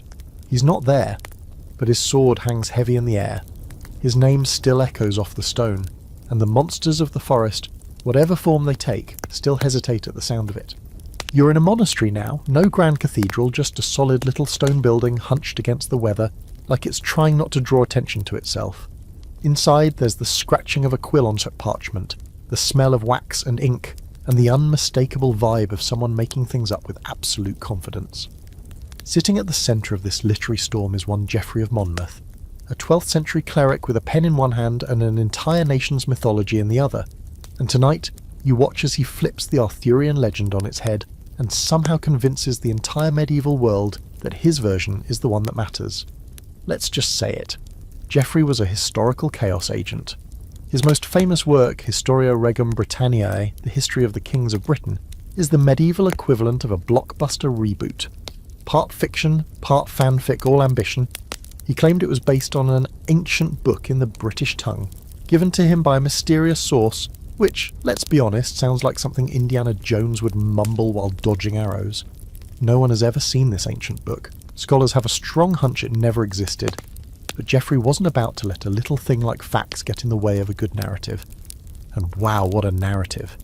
Geoffrey takes scraps of Welsh legend, a few Latin chronicles, some vague biblical echoes, and builds an entire royal lineage stretching from Brutus of Troy all the way to Arthur. Yes, that Brutus, from the Trojan War. According to Geoffrey, the Britons are descended from Trojan refugees who sailed west and founded a new kingdom. Because why not give Britain the same mythic pedigree as Rome? When it comes to Arthur, Geoffrey doesn't hold back. He goes full Hollywood. His Arthur isn't just a war leader, he's a world-conquering super king. This Arthur defeats the Saxons, yes, but he doesn't stop there. He crosses into Europe, defeats the Romans, conquers Gaul and prepares to take on the emperor himself before being betrayed by Mordred back home. It's part historical epic, part political wish fulfillment, and all wildly entertaining. But there's something strategic going on beneath the drama. Geoffrey was writing during a time when the Normans, descendants of Viking invaders who had settled in France, were consolidating their power in Britain. They needed a story. A reason why they, of all people, had the right to rule this stormy little island. Geoffrey gave them that story. He turned the Britons into a noble people with a glorious past, and Arthur into the ultimate king. Brave, wise, undefeatable, and most importantly just. This Arthur wasn't scrappy. He wasn't muddy or blood-spattered or barking orders across a campfire. He was regal. He sat on thrones and wore crowns and delivered stirring speeches before decisive battles. Geoffrey invented a Camelot-shaped space for later writers to fill in. He didn't use the name Camelot himself, but he might as well have drawn a chalk outline around it. Here's your quirky fact of the night. Geoffrey also gave us Merlin as we mostly recognise him. He combined earlier stories of the mad prophet Mervyn with a Roman-sounding name and created Merlinus Ambrosius, a wizard prophet political fixer who could drop truth bombs and predict your downfall before breakfast. He's also the guy who engineers Arthur's birth by arranging a magically disguised seduction, which frankly is a pretty twisted way to start a hero's journey, but Geoffrey never let ethics get in the way of narrative flow. And now for the academic controversy, because Geoffrey drives historians up the wall. His book was treated for centuries as legitimate history, even though it's basically 12th century fan fiction. It shaped the way people thought about British history for generations. Monks copied it into manuscripts. Chroniclers cited it. Kings used it for propaganda. It was the medieval equivalent of Wikipedia. Widely read, wildly unreliable, and impossible to escape. Many modern scholars see Geoffrey as a propagandist in clerical robes. He wasn't trying to document history, he was trying to build it. His Arthur isn't a reflection of the past, it's a mirror held up to the present, a political tool, a morale booster, a what-if scenario designed to inspire and justify. Others, more generously, see Geoffrey as a literary genius who knew exactly what he was doing. He wasn't deceiving people, he was telling the kind of story they wanted, needed to hear. After centuries of invasions, fragmentation and chaos, Britain craved a hero. Geoffrey gave them one big enough to eclipse all others, and then he wrote it in Latin, the language of the educated elite, ensuring it would spread like wildfire across Europe's monasteries and courts. And spread it did. His Arthur lit a fuse. French poets picked it up and ran with it, adding chivalry, love triangles, and magic. Later English writers expanded the mythology into something almost religious, and all of it, every castle, every grail quest, every knightly vow, grew out of the garden Geoffrey planted. But the irony? In giving Arthur to the world, Geoffrey may have buried the original. If there was ever a real Arthur, a war leader, a tribal chieftain, a freedom fighter, he's long gone by this point in the story. Geoffrey's version is so grand, so all-consuming that it steamrolls the older, messier traditions. The muddy warrior becomes a marble statue. The battle-hardened chieftain becomes a king who dines with emperors and wears gold plate armour that somehow doesn't chafe. And maybe that's the price of legend. You become larger than life, but you lose your face. You become a symbol, cleaner, shinier, easier to print on flags and shields. But the man, if he ever lived, fades. You sit now in that chilly stone room, the scratch of Geoffrey's quill echoing off the walls, and you wonder, was he building a myth, or writing an obituary for the truth? By now, the Arthurian story has more layers than a medieval onion pie. Myth wrapped in legend, wrapped in politics, sprinkled with just enough theology to make it sparkle in candlelight. So naturally, the next chapter takes us into territory that's both sacred and absurd, holy and head-scratchingly convoluted. Tonight, you go questing. Not for dragons or damsels, but for something far slipperier. The Holy Grail. The cup that launched 1,000 knights and even more metaphors. Let's start with the obvious. The Holy Grail is not in the original Arthurian stories, not even close. It arrives late, shoved into the narrative like a surprise guest no one invited, but somehow ends up taking over the whole party. Its first literary appearance happens in the late 12th century, in a French romance by, who else? Chrétien de Troyes, the same guy who gave us Lancelot and most of the Round Table's emotional baggage. His unfinished poem, Percival, or The Story of the Grail, introduces the concept of a mysterious glowing vessel that passes by silently in a spooky procession. No one knows what it is, no one explains it, but it's clearly important, and the knight Percival, being as dense as a bag of chainmail, doesn't ask a single useful question about it. From this very vague origin, the Grail snowballs. Later writers, especially in the 13th century, decide that yes, this is the Holy Grail, the actual cup used by Jesus at the Last Supper, later used to catch his blood at the crucifixion, and then transported to Britain for safekeeping because, well, obviously. They flesh it out with angels, bloodlines, secret keepers, hidden castles, and enough theological symbolism to choke a monastery. Suddenly the Grail isn't just a cup, it's the cup, the key to salvation, the ultimate test of knightly virtue. And of course, Arthur's court becomes the launchpad for the quest. Now, you're probably wondering, how did a story about a semi-mythical British warlords turn into a cosmic scavenger hunt for Christian relics? It's a valid question. The answer? Literary mission creep. By the 12th and 13th centuries, European tastes had shifted. The original Arthur, gritty, tribal, anti-Saxon, wasn't good enough anymore. The medieval audience wanted moral lessons. They wanted allegory. They wanted to believe that knights weren't just sword-wielding jocks, but spiritual athletes, capable of achieving divine union if they were pure enough. Enter the Grail, shimmering with mystery and conveniently just out of reach. And here's where the story really goes off the rails. Because not just any knight can find the Grail. Most fail miserably. Lancelot, despite being the best warrior, is disqualified because of, you guessed it, his affair with Guinevere. Gawain, brave and loyal, also fails. In some versions, he doesn't even seem to try that hard. The one who finally succeeds is Galahad, Lancelot's illegitimate son, who somehow turns out to be too pure for this world, literally. He sees the Grail, achieves spiritual enlightenment, and then dies immediately like a celestial USB drive that's no longer compatible with Earth. And here's your fringe theory flavour for the knight. Some scholars believe the Grail wasn't originally a Christian relic at all. They point to older Celtic cauldron myths, magical vessels that provide endless food, restore the dead or grant wisdom as the true origin. These cauldrons of plenty show up in Irish and Welsh myth long before Chrétien ever dipped his quill. Over time, the Christian writers may have taken these pagan symbols and grafted them onto their own theology, transforming the cauldron into a chalice and giving it a backstory involving Jesus, Joseph of Arimathea, and a suspicious number of secret guardians. Another theory links the Grail to Gnostic and esoteric traditions, hidden knowledge, sacred bloodlines, and the kind of plot twist that later inspired the Da Vinci Code. According to this line of thought, the Grail isn't a cup at all, but a metaphor for spiritual truth, enlightenment, or even the divine feminine. Yes, it gets that weird. In these versions, the quest is about self-discovery, not shiny tableware. Whatever its origin, the Grail changes Arthur's story dramatically. Suddenly, the Round Table isn't just a political experiment, it's a spiritual battleground. The knights aren't just fighters, they're pilgrims. Their flaws aren't just inconvenient, they're existential deal-breakers. The entire kingdom becomes a metaphor for a world out of balance. The quest for the Grail is the last gasp of purity before everything falls apart. And fall apart it does. The Grail, ironically, signals the beginning of the end for Arthur's court. The knights scatter, fail, and fade. Galahad dies. Lancelot and Guinevere's affair finally explodes into public shame. Mordred seizes power, civil war erupts. By the time Arthur realises what's happened, the kingdom is already burning. So was the Grail worth it? That's the real question. In some versions, the quest is presented as divine will, God testing humanity.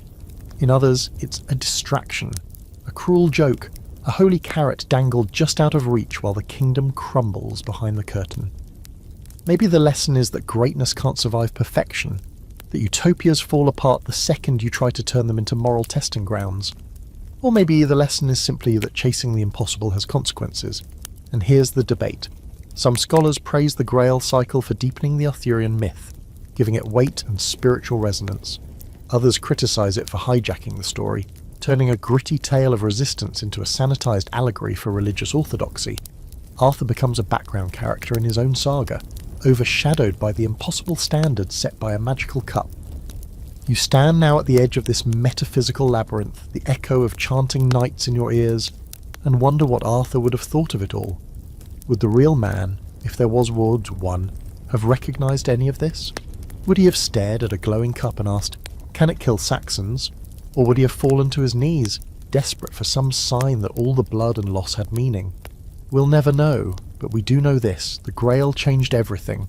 It transformed Arthur's story from legend to liturgy, from campfire tale to sacred epic. And whether that's an evolution or a betrayal depends on how much mystery you're willing to drink. You're walking through the drizzle again, because of course you are, along a ridge that might once have overlooked a battlefield or maybe just a sheep pen. The land is soaked with stories, but tonight you're not chasing swords or kings or cups. Tonight you're looking for a body. Arthur's body. Not his memory, not his metaphor, not his moral legacy, his actual physical remains. The bones, the battlefield, the grave. Because if there's one thing that's always lingered in the fog around Arthur's myth, it's that no one can agree on how or even if he died. Let's start with the legend. In most versions, Arthur's end comes at the Battle of Camelot, a grim final showdown where everything collapses. Mordred is there, his illegitimate son, his nephew, his political rival, depending on the telling, and they kill each other in single combat. Sometimes Arthur delivers the final blow and stumbles off to die. Sometimes he's pierced by his own son's blade in a tragic Shakespearean tangle of family drama. But always, it's the end of Camelot, the fall of the dream. And then something strange happens. Arthur doesn't quite die, or at least his death doesn't stick. In many versions, he's taken away, not buried, not burned, but carried off to the mysterious Isle of Avalon, a place that exists somewhere between heaven and hospital. Some say it's a paradise, a land of healing. Others call it a prison. Either way, it's not a tomb.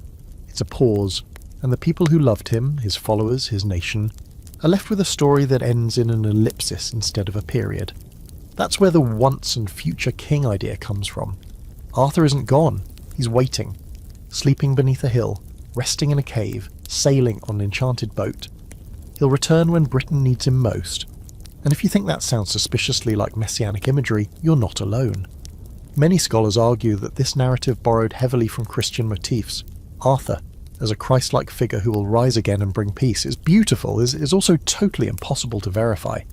So let's get grounded. Where was the Battle of Camelot? And is there any evidence it happened? Well, that depends on who you ask. Some scholars suggest sites in Cornwall or Wales. Others point to northern England, where old place names and oral traditions hint at something grim. The Annales Cambriae, a 10th century Welsh chronicle, mentions a battle at Camelot in 537 AD, in which Arthur and Medrau fell. That's all it says. No details, just two names. Some take this as proof, others see it as later scribal embellishment. And as usual with Arthurian history, the deeper you dig, the more dirt you find, rarely treasure. No mass graves have been found, no weapons caches, no definitive battlefield scars. And for a story with such apocalyptic weight, that's a little frustrating. You'd expect something. A bone, a blade, a brooch. But the silence of the land is loud, almost like it's guarding a secret. Of course, some didn't accept that silence. In 1191, the monks of Glastonbury Abbey claimed to have found Arthur's grave. They said they unearthed a massive coffin beneath a lead cross that read, "Here lies Arthur, King of the Britons, in the Isle of Avalon." Very convenient, especially considering Glastonbury was strapped for cash at the time and had just suffered a devastating fire. A fresh tourist-attracting miracle discovery? Yeah, that'll fix the roof. The monks said the bodies were Arthur and Guinevere. They reburied them in a fancy tomb near the church. Pilgrims flocked in, donations poured out. Everyone was very impressed, until the skeptical started poking holes. For one, the cross was oddly modern in style. For another, the site had long been associated with Arthurian legend, meaning the monks could easily have staged the whole thing. Today, most historians view the Glastonbury grave as a brilliant medieval PR stunt, a kind of myth-based economic stimulus package. Still, the allure remains. Every few years, a new Arthur's Tomb claim pops up somewhere in Britain. A curious stone here, a suspicious burial mound there, and each time the archaeologists line up with their brushes and hopes, and each time the legend outpaces the evidence. The body never turns up. Here's a fringe theory that takes things even further. Some believe Arthur didn't die at Camelot, not even in the narrative sense. They argue that the stories of his death were created later to explain why no one saw him again. That he simply retreated, wounded, tired, disillusioned, and lived out his final days under a different name in the West. Maybe as a monk, maybe as a hermit, maybe as a tired old man who watched the world change around him and decided not to fight anymore. Romantic? Sure. Plausible? That's a stretch. But it underscores something important. People don't want Arthur to die. Not really. They want him to return. The idea that he could come back, that he's still out there, is more powerful than any grave could ever be. That's the fuel behind the myth. And let's not ignore the symbolism here. Arthur's death marks the end of unity, the end of magic, the end of hope. He dies, and Britain breaks. His tomb, if it exists, would be less a grave and more a monument to what could have been. That's why the location doesn't matter as much as the absence. No body means the story never has to end. As long as Arthur isn't in the ground, he might still rise. You stand now at the edge of a windswept hill, imagining that final battle. The clang of steel, the cries of betrayal, the king dragging himself from the carnage to hand his sword to a loyal knight. Or not. Maybe none of it happened. Maybe it all did. But somewhere, out there, under a cairn or behind a monastery wall, the truth might still be waiting. And if you listen closely enough to the wind, you might just hear hooves. Not behind you. Ahead. You walk into a velvet-draped Tudor court and suddenly everything smells like ambition. The air is thick with incense and expensive egos. Servants glide by in embroidered livery. Courtiers whisper in corners, and someone is always making sure the tapestries hang just right. But tonight, you're not here for the gossip. You're here to watch Arthur's myth get a makeover. Because if medieval poets turned Arthur into a chivalric hero, the Tudors turned him into a branding strategy, and they did it with ruthless royal precision. Let's rewind just a bit. It's the late 15th century. England has clawed its way out of the chaos of the Wars of the Roses. Decades of dynastic bloodletting between rival branches of the royal Plantagenet family. Everyone's tired, everything's broken, and the monarchy is basically a traumatised cat hissing from under the furniture. Enter Henry Tudor, a Welshman with a dubious claim to the throne and a very solid PR instinct. When Henry defeats Richard III at the Battle of Bosworth in 1485, and declares himself King Henry VII, he knows he needs more than swords to hold power. He needs myth. He needs to convince a deeply fractured kingdom that his reign is not only legitimate, it's destiny. And what better way to do that than to revive Britain's most famous, most conveniently Welsh hero? So begins the Tudor reboot of King Arthur. Henry traces his lineage, shakily, to the ancient kings of Britain, including, supposedly, Arthur himself. He pushes this narrative hard, especially in Wales, where Arthur never really left the cultural bloodstream. Suddenly, Arthur isn't just a legend, he's a Tudor legend. A symbol of unity, strength, and British identity at a time when people were desperate for all three. Henry goes all in, he names his first son Arthur. The child is born in 1486 at Winchester, a place already linked to Camelot in the fever dreams of previous historians. The boy is christened with ceremony, praised as the second coming of Britain's greatest king. He's meant to be a living symbol, a callback to a golden age that never existed, but sounded fantastic at banquets. And for a while, it works. The Tudors lean into Arthurian symbolism like it's going out of style. They decorate royal chapels with images of Arthur. They revive chivalric orders, commission new manuscripts, and encourage court poets to write glowing tributes that make Arthur sound like a cross between Hercules and Jesus. The name is everywhere woven into pageantry, politics, and propaganda. But then, young Arthur dies. In 1502, at the age of 15, Prince Arthur succumbs to illness, probably tuberculosis, just months after marrying Catherine of Aragon. It's a national heartbreak and a personal blow to Henry VII's carefully constructed narrative. Suddenly, the second coming of Arthur is dead in a stone-cold bed in Ludlow Castle, and the dream has cracked at the foundation. But Henry isn't about to give up on branding that easily. His next son, Henry VIII, steps into the spotlight.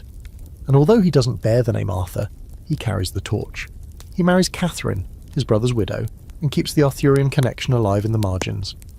During his reign, the Arthur myth keeps evolving. It becomes less about sacred destiny, and more about national pride. Arthur, as the eternal English hero, the origin point of British greatness. And here's your fringe theory for the evening. Some historians argue that the whole Arthurian boom under the Tudors was designed to replace, or at least distract from, the Catholic saint cults and continental legends dominating medieval spirituality. Arthur wasn't just a king, he was England's homegrown miracle. No need for foreign saints or relics when you had your own messianic warrior from the misty west. This shift becomes especially noticeable when the Protestant Reformation kicks off. As Henry VIII breaks with Rome, there's a cultural scramble to redefine English identity. Monasteries are dissolved, saints are demoted, relics are trashed, but Arthur sticks around. He becomes a secular saint, a symbol of national virtue, courage and independence. A perfect myth for a kingdom trying to convince itself that it never needed a pope in the first place. And let's not forget Glastonbury. Remember that alleged grave of Arthur discovered back in 1191? During the Tudor period, the story gets dusted off and paraded as more proof that Britain, specifically English Britain, is the rightful inheritor of this ancient legacy. Never mind the fact that Arthur was probably Welsh, and probably wouldn't have recognised a Tudor banquet if it hit him in the face with a roast swan.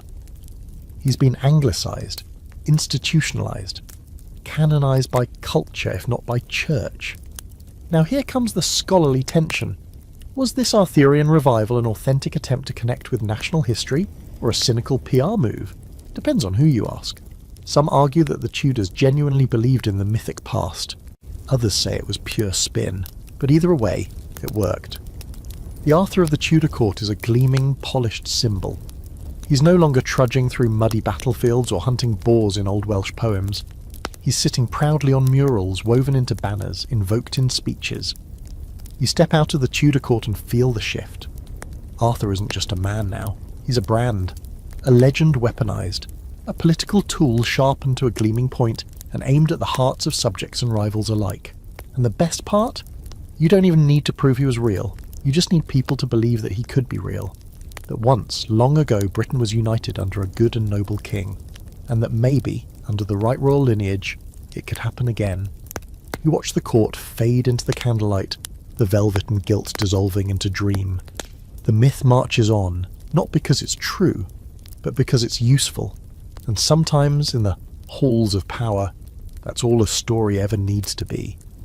You kneel in the dirt, fingertips brushing cold stone, a brush in one hand and 100 unanswered questions in your head. Around you the dig site is quiet, just the low murmur of wind and the occasional cough from a grad student with too little coffee and too much responsibility. You're in the realm of archaeology now. No bards, no magic swords, no stirring speeches, just the stubborn silence of the earth and the slow, gritty work of trying to coax truth out of bones, bricks and rusted iron. Because as much as we love Arthur the myth, what about Arthur the evidence? What, if anything, has the ground given us? The short answer? Not much, not enough, not nearly what you'd hope for considering how much real estate the Arthurian legend takes up in the collective imagination. But the longer answer? That's where things get interesting. Because even without a sword labelled Excalibur or a burial site with a crown still resting on a royal skull, archaeologists have been slowly, painstakingly sketching out the world Arthur might have walked through, if he existed at all. Let's start with the big names. Cadbury Castle, a hill fort in Somerset, has long been one of the prime candidates for real Camelot. Local legends dating back centuries insist Arthur once ruled from here, and when archaeologists finally dug it up in the 1960s, they found something compelling. Extensive fortifications dating back to the exact period Arthur supposedly lived, timber defences, rebuilt gates, imported Mediterranean pottery. Not conclusive proof of Arthur, but the fingerprints of someone powerful trying to hold a community together after Rome abandoned Britain. Then there's Tintagel, perched dramatically on the Cornish coast, where the waves crash against sea-carved cliffs and the wind howls like a ghost choir. Geoffrey of Monmouth placed Arthur's conception here, and while he was probably lying through his well-inked teeth, archaeology has given the site new weight. Excavations have uncovered high-status buildings and imported goods from the Eastern Mediterranean, hinting at a wealthy elite living there during the 5th and 6th centuries. Again, no direct link to Arthur, but a reminder that this wasn't just a wild coastline full of fishermen and sheep. Somebody important was living large in the post-Roman West, But that's the pattern. Interesting sites, rich context, no names. That's the archaeologist's curse. You find a ceremonial dagger in a burial mound and dream of kings. But unless someone was considerate enough to scribble "property of Arthur Dux Bellorum" on it, you're left with tantalising maybes. And let's talk about artefacts, the weapons, the armour, the everyday objects that might tell us something. What's been found from Arthur's supposed era paints a picture of a Britain in flux. You've got a strange mix of old Roman tech, bits of tile, shards of amphorae, mingling with more native British forms. Post-Roman swords, rough but effective, crop up in various digs. Brooches, belt buckles, and crude pottery show a culture patching itself together with whatever it could salvage. No royal treasure troves, no enchanted gear, just tools for survival in a time that didn't leave a lot of breathing room for sentimentality. And here's a fascinating detail for your late-night myth inventory. No burial site from that era has ever been definitively linked to an Arthur figure. We found elite graves, yes, often under barrows or inside ancient hill forts, but none scream, "Legendary British warlord laid to rest here." No inscriptions, no unique armour, no ceremonial markers that go beyond the standard elite fare. Which makes sense, honestly. If Arthur died in battle, as most stories say, his body may have never been recovered, or it was buried in a hurry, or, if you're leaning into the Avalon theory, it was never meant to be found. Now let's go full fringe for a moment. Some modern-day enthusiasts claim to have found Arthurian artefacts, everything from inscribed stones to swords in bogs. One particularly persistent theory says that a stone in the River Camel, near the town of Slaughterбridge of all places, is the real Excalibur. Others insist that certain Ogham-inscribed stones in Wales or Cornwall carry references to Arthur's real name or lineage, but none of these claims have held up under serious academic scrutiny.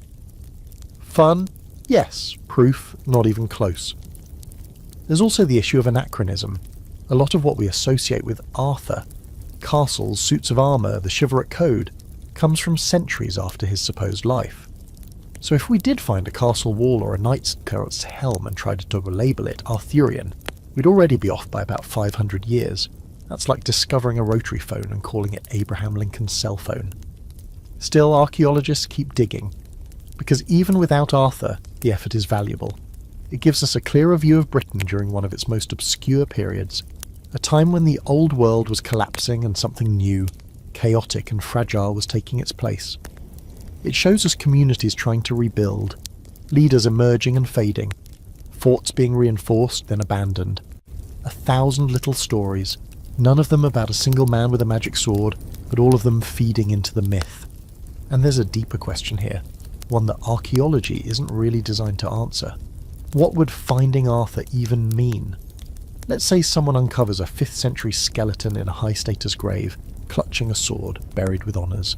Let's say the grave is at Cadbury, and carbon dating is perfect, and everything lines up. Would that prove Arthur? Or just prove there was someone around whom the story could have formed? Most scholars agree you'll never find a single artefact that says Arthur was here.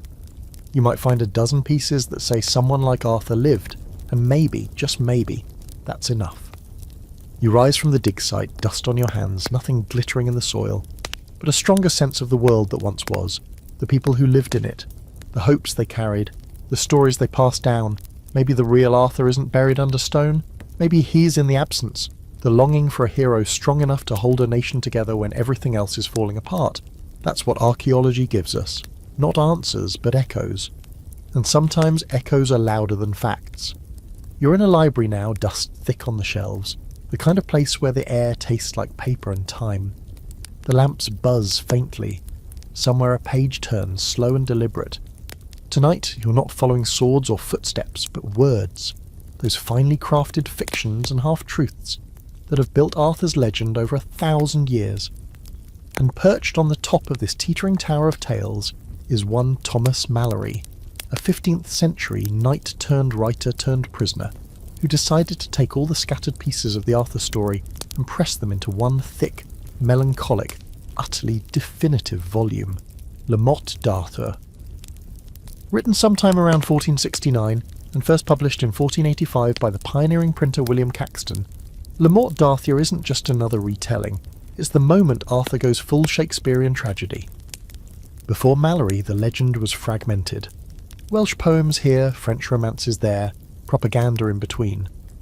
But Malory gathered it all, sorted it and forged it into one grand narrative, equal parts noble, violent and heartbreakingly human. Malory's Arthur is older, wiser, wounded. He's still noble, still inspiring, but everything around him seems to rot. His knights can't keep their vows, his queen betrays him, his best friend becomes his worst regret. His kingdom, so painstakingly built, crumbles under the weight of human failure. It's not a fairy tale, it's not even a story about triumph, it's a slow-motion collapse beautifully written. And the tone is everything. Malory doesn't give us cheerful feasts or dazzling quests for the sake of it, he gives us melancholy. Even in the victories there's a sense of decay, of inevitability. The Round Table starts strong, sure, but even then there are cracks. Lancelot's forbidden love, Gawain's wrath, Mordred biding his time. Malory doesn't sugarcoat it. This isn't a tale about how glorious Camelot was, it's about how it couldn't last. Here's something people forget. Malory didn't write this from some sunlit tower. He likely wrote Le Mort d'Arthur from prison, possibly for theft, more possibly for political rebellion, maybe even worse depending on which version of his biography you believe. He was a man who'd seen the inside of dungeons, who'd watched noble causes unravel. That bitterness, that disappointment, it's all over the page. His Arthur is a man doing his best while everything falls apart around him. A king who believes in virtue while surrounded by very human failings. Malory isn't inventing characters so much as rehabilitating them. He takes the chaotic energy of earlier tales and gives it narrative gravity.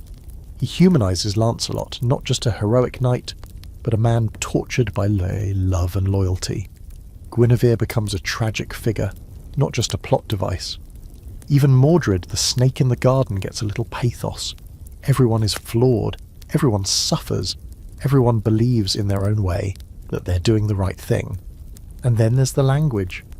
Malory's prose is blunt, powerful, and full of this strange, dignified sadness. There's a rhythm to it, a simplicity that reads like prayer. He doesn't dwell on introspection. He lets the action speak.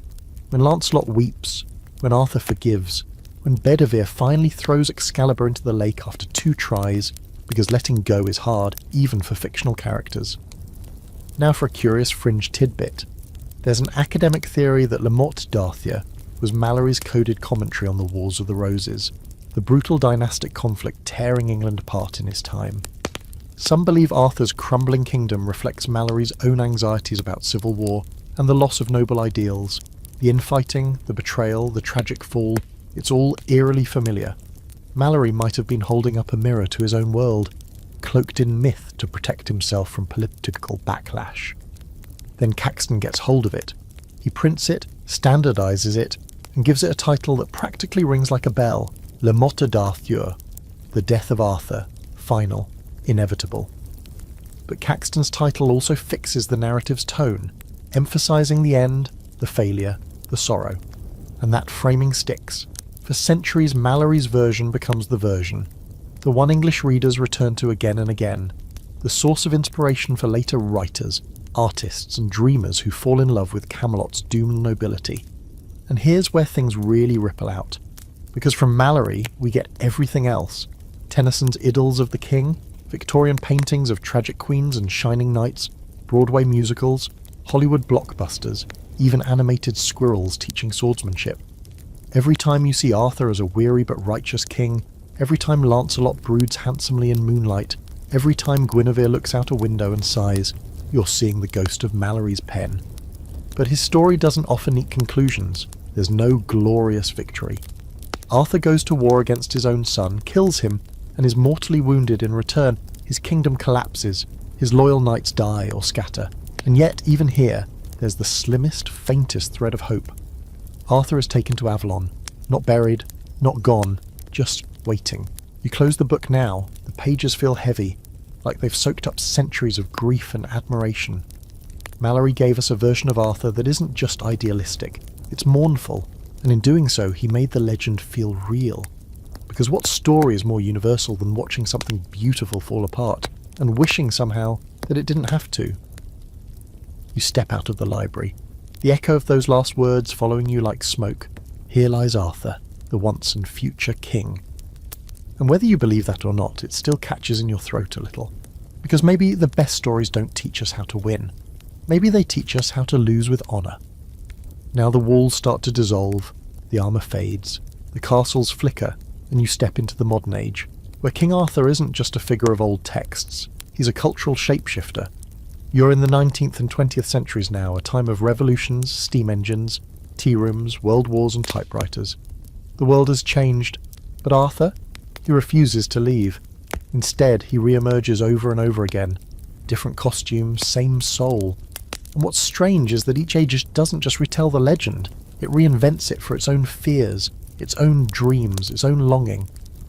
The Victorians go first, and boy do they go hard. This is an era of empire, of idealised masculinity, of obsession with duty and honour.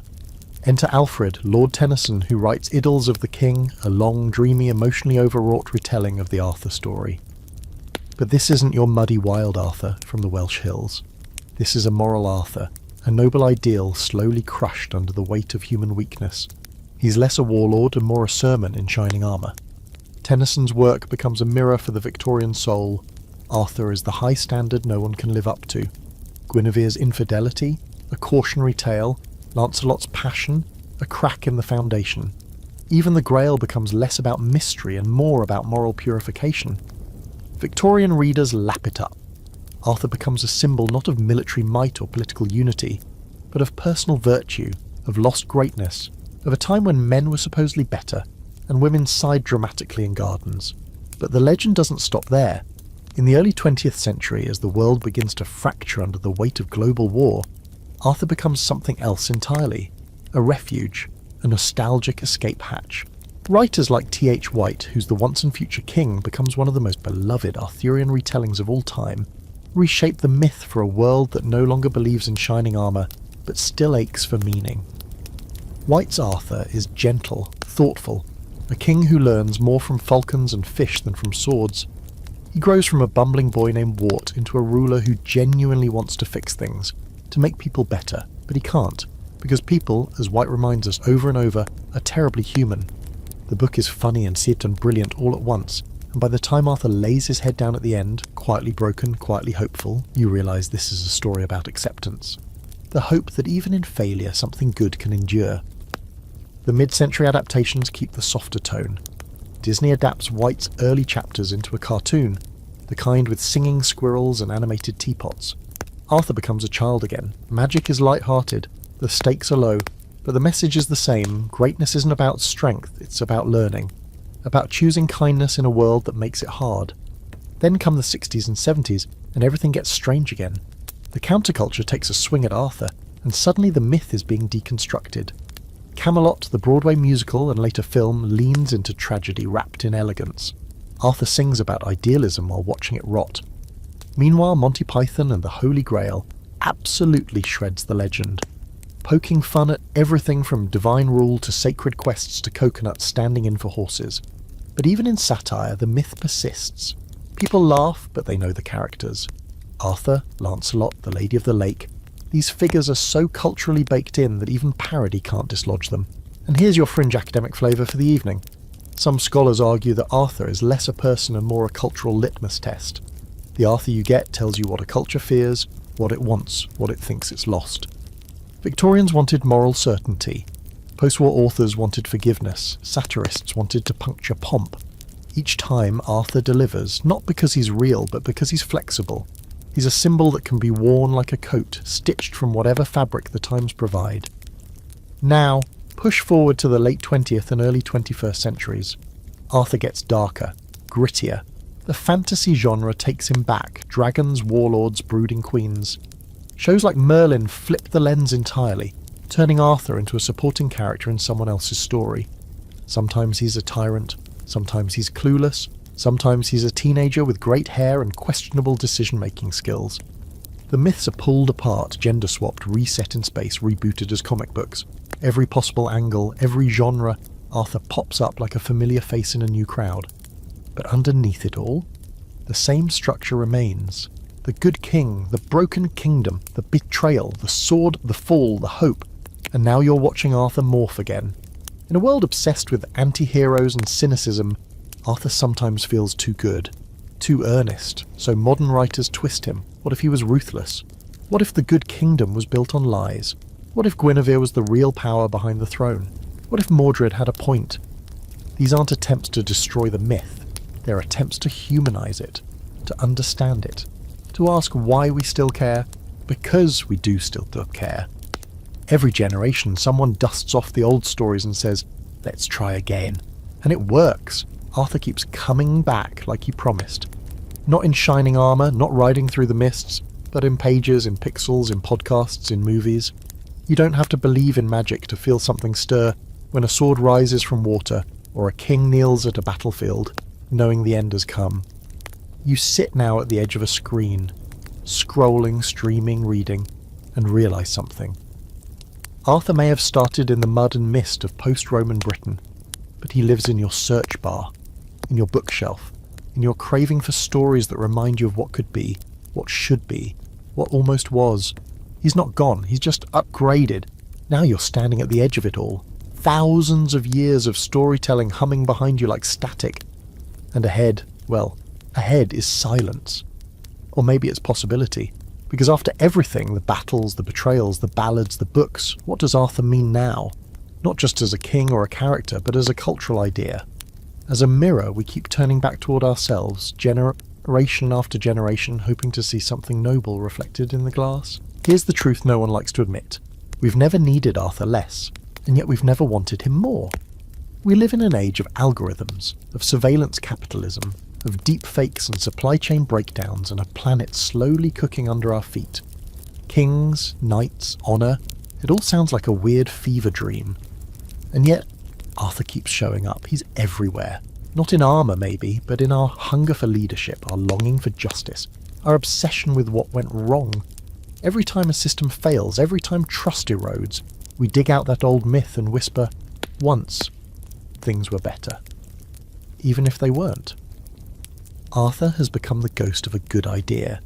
He's the leader who rules by virtue, not by fear. The king who fights not for conquest, but for fairness. He's the guy who listens to counsel, admits when he's wrong, and believes, against all odds, that peace is possible if people just try hard enough. In a world of performative politics and corporate overlords, Arthur is a breath of medieval fresh air. Unrealistic? Absolutely. Necessary? Somehow also yes. But here's the twist. Arthur doesn't work alone. His legend requires betrayal, it requires flaw. Camelot falls, the Round Table shatters, the Grail is never brought back. This isn't just a story about glory, it's about failure. And how people keep trying anyway. It's the trying that matters. Maybe that's why the story has lasted. Not because Arthur wins, but because he wants to. Because he believes in something larger than himself. The kingdom is never perfect. The people are never saints. The dream collapses every time. But even in ruin there's grace. Arthur always forgives Lancelot. He always mourns Guinevere. He always goes to war against Mordred only when he has no choice. He's not a god. He's not even always a good king, but he's better than most. He wants to be better. And in the dark, that counts for something. Let's talk about you for a second, because if you've made it this far, if you've stayed with me through battles and books, through mythology and mud, you're not just a tourist. You're in this story now, and maybe you see a little of yourself in it. Not the sword-wielding, dragon-slaying bits. But the hope, the exhaustion, the feeling that maybe, if we could just build something fair, something kind, maybe it would last this time.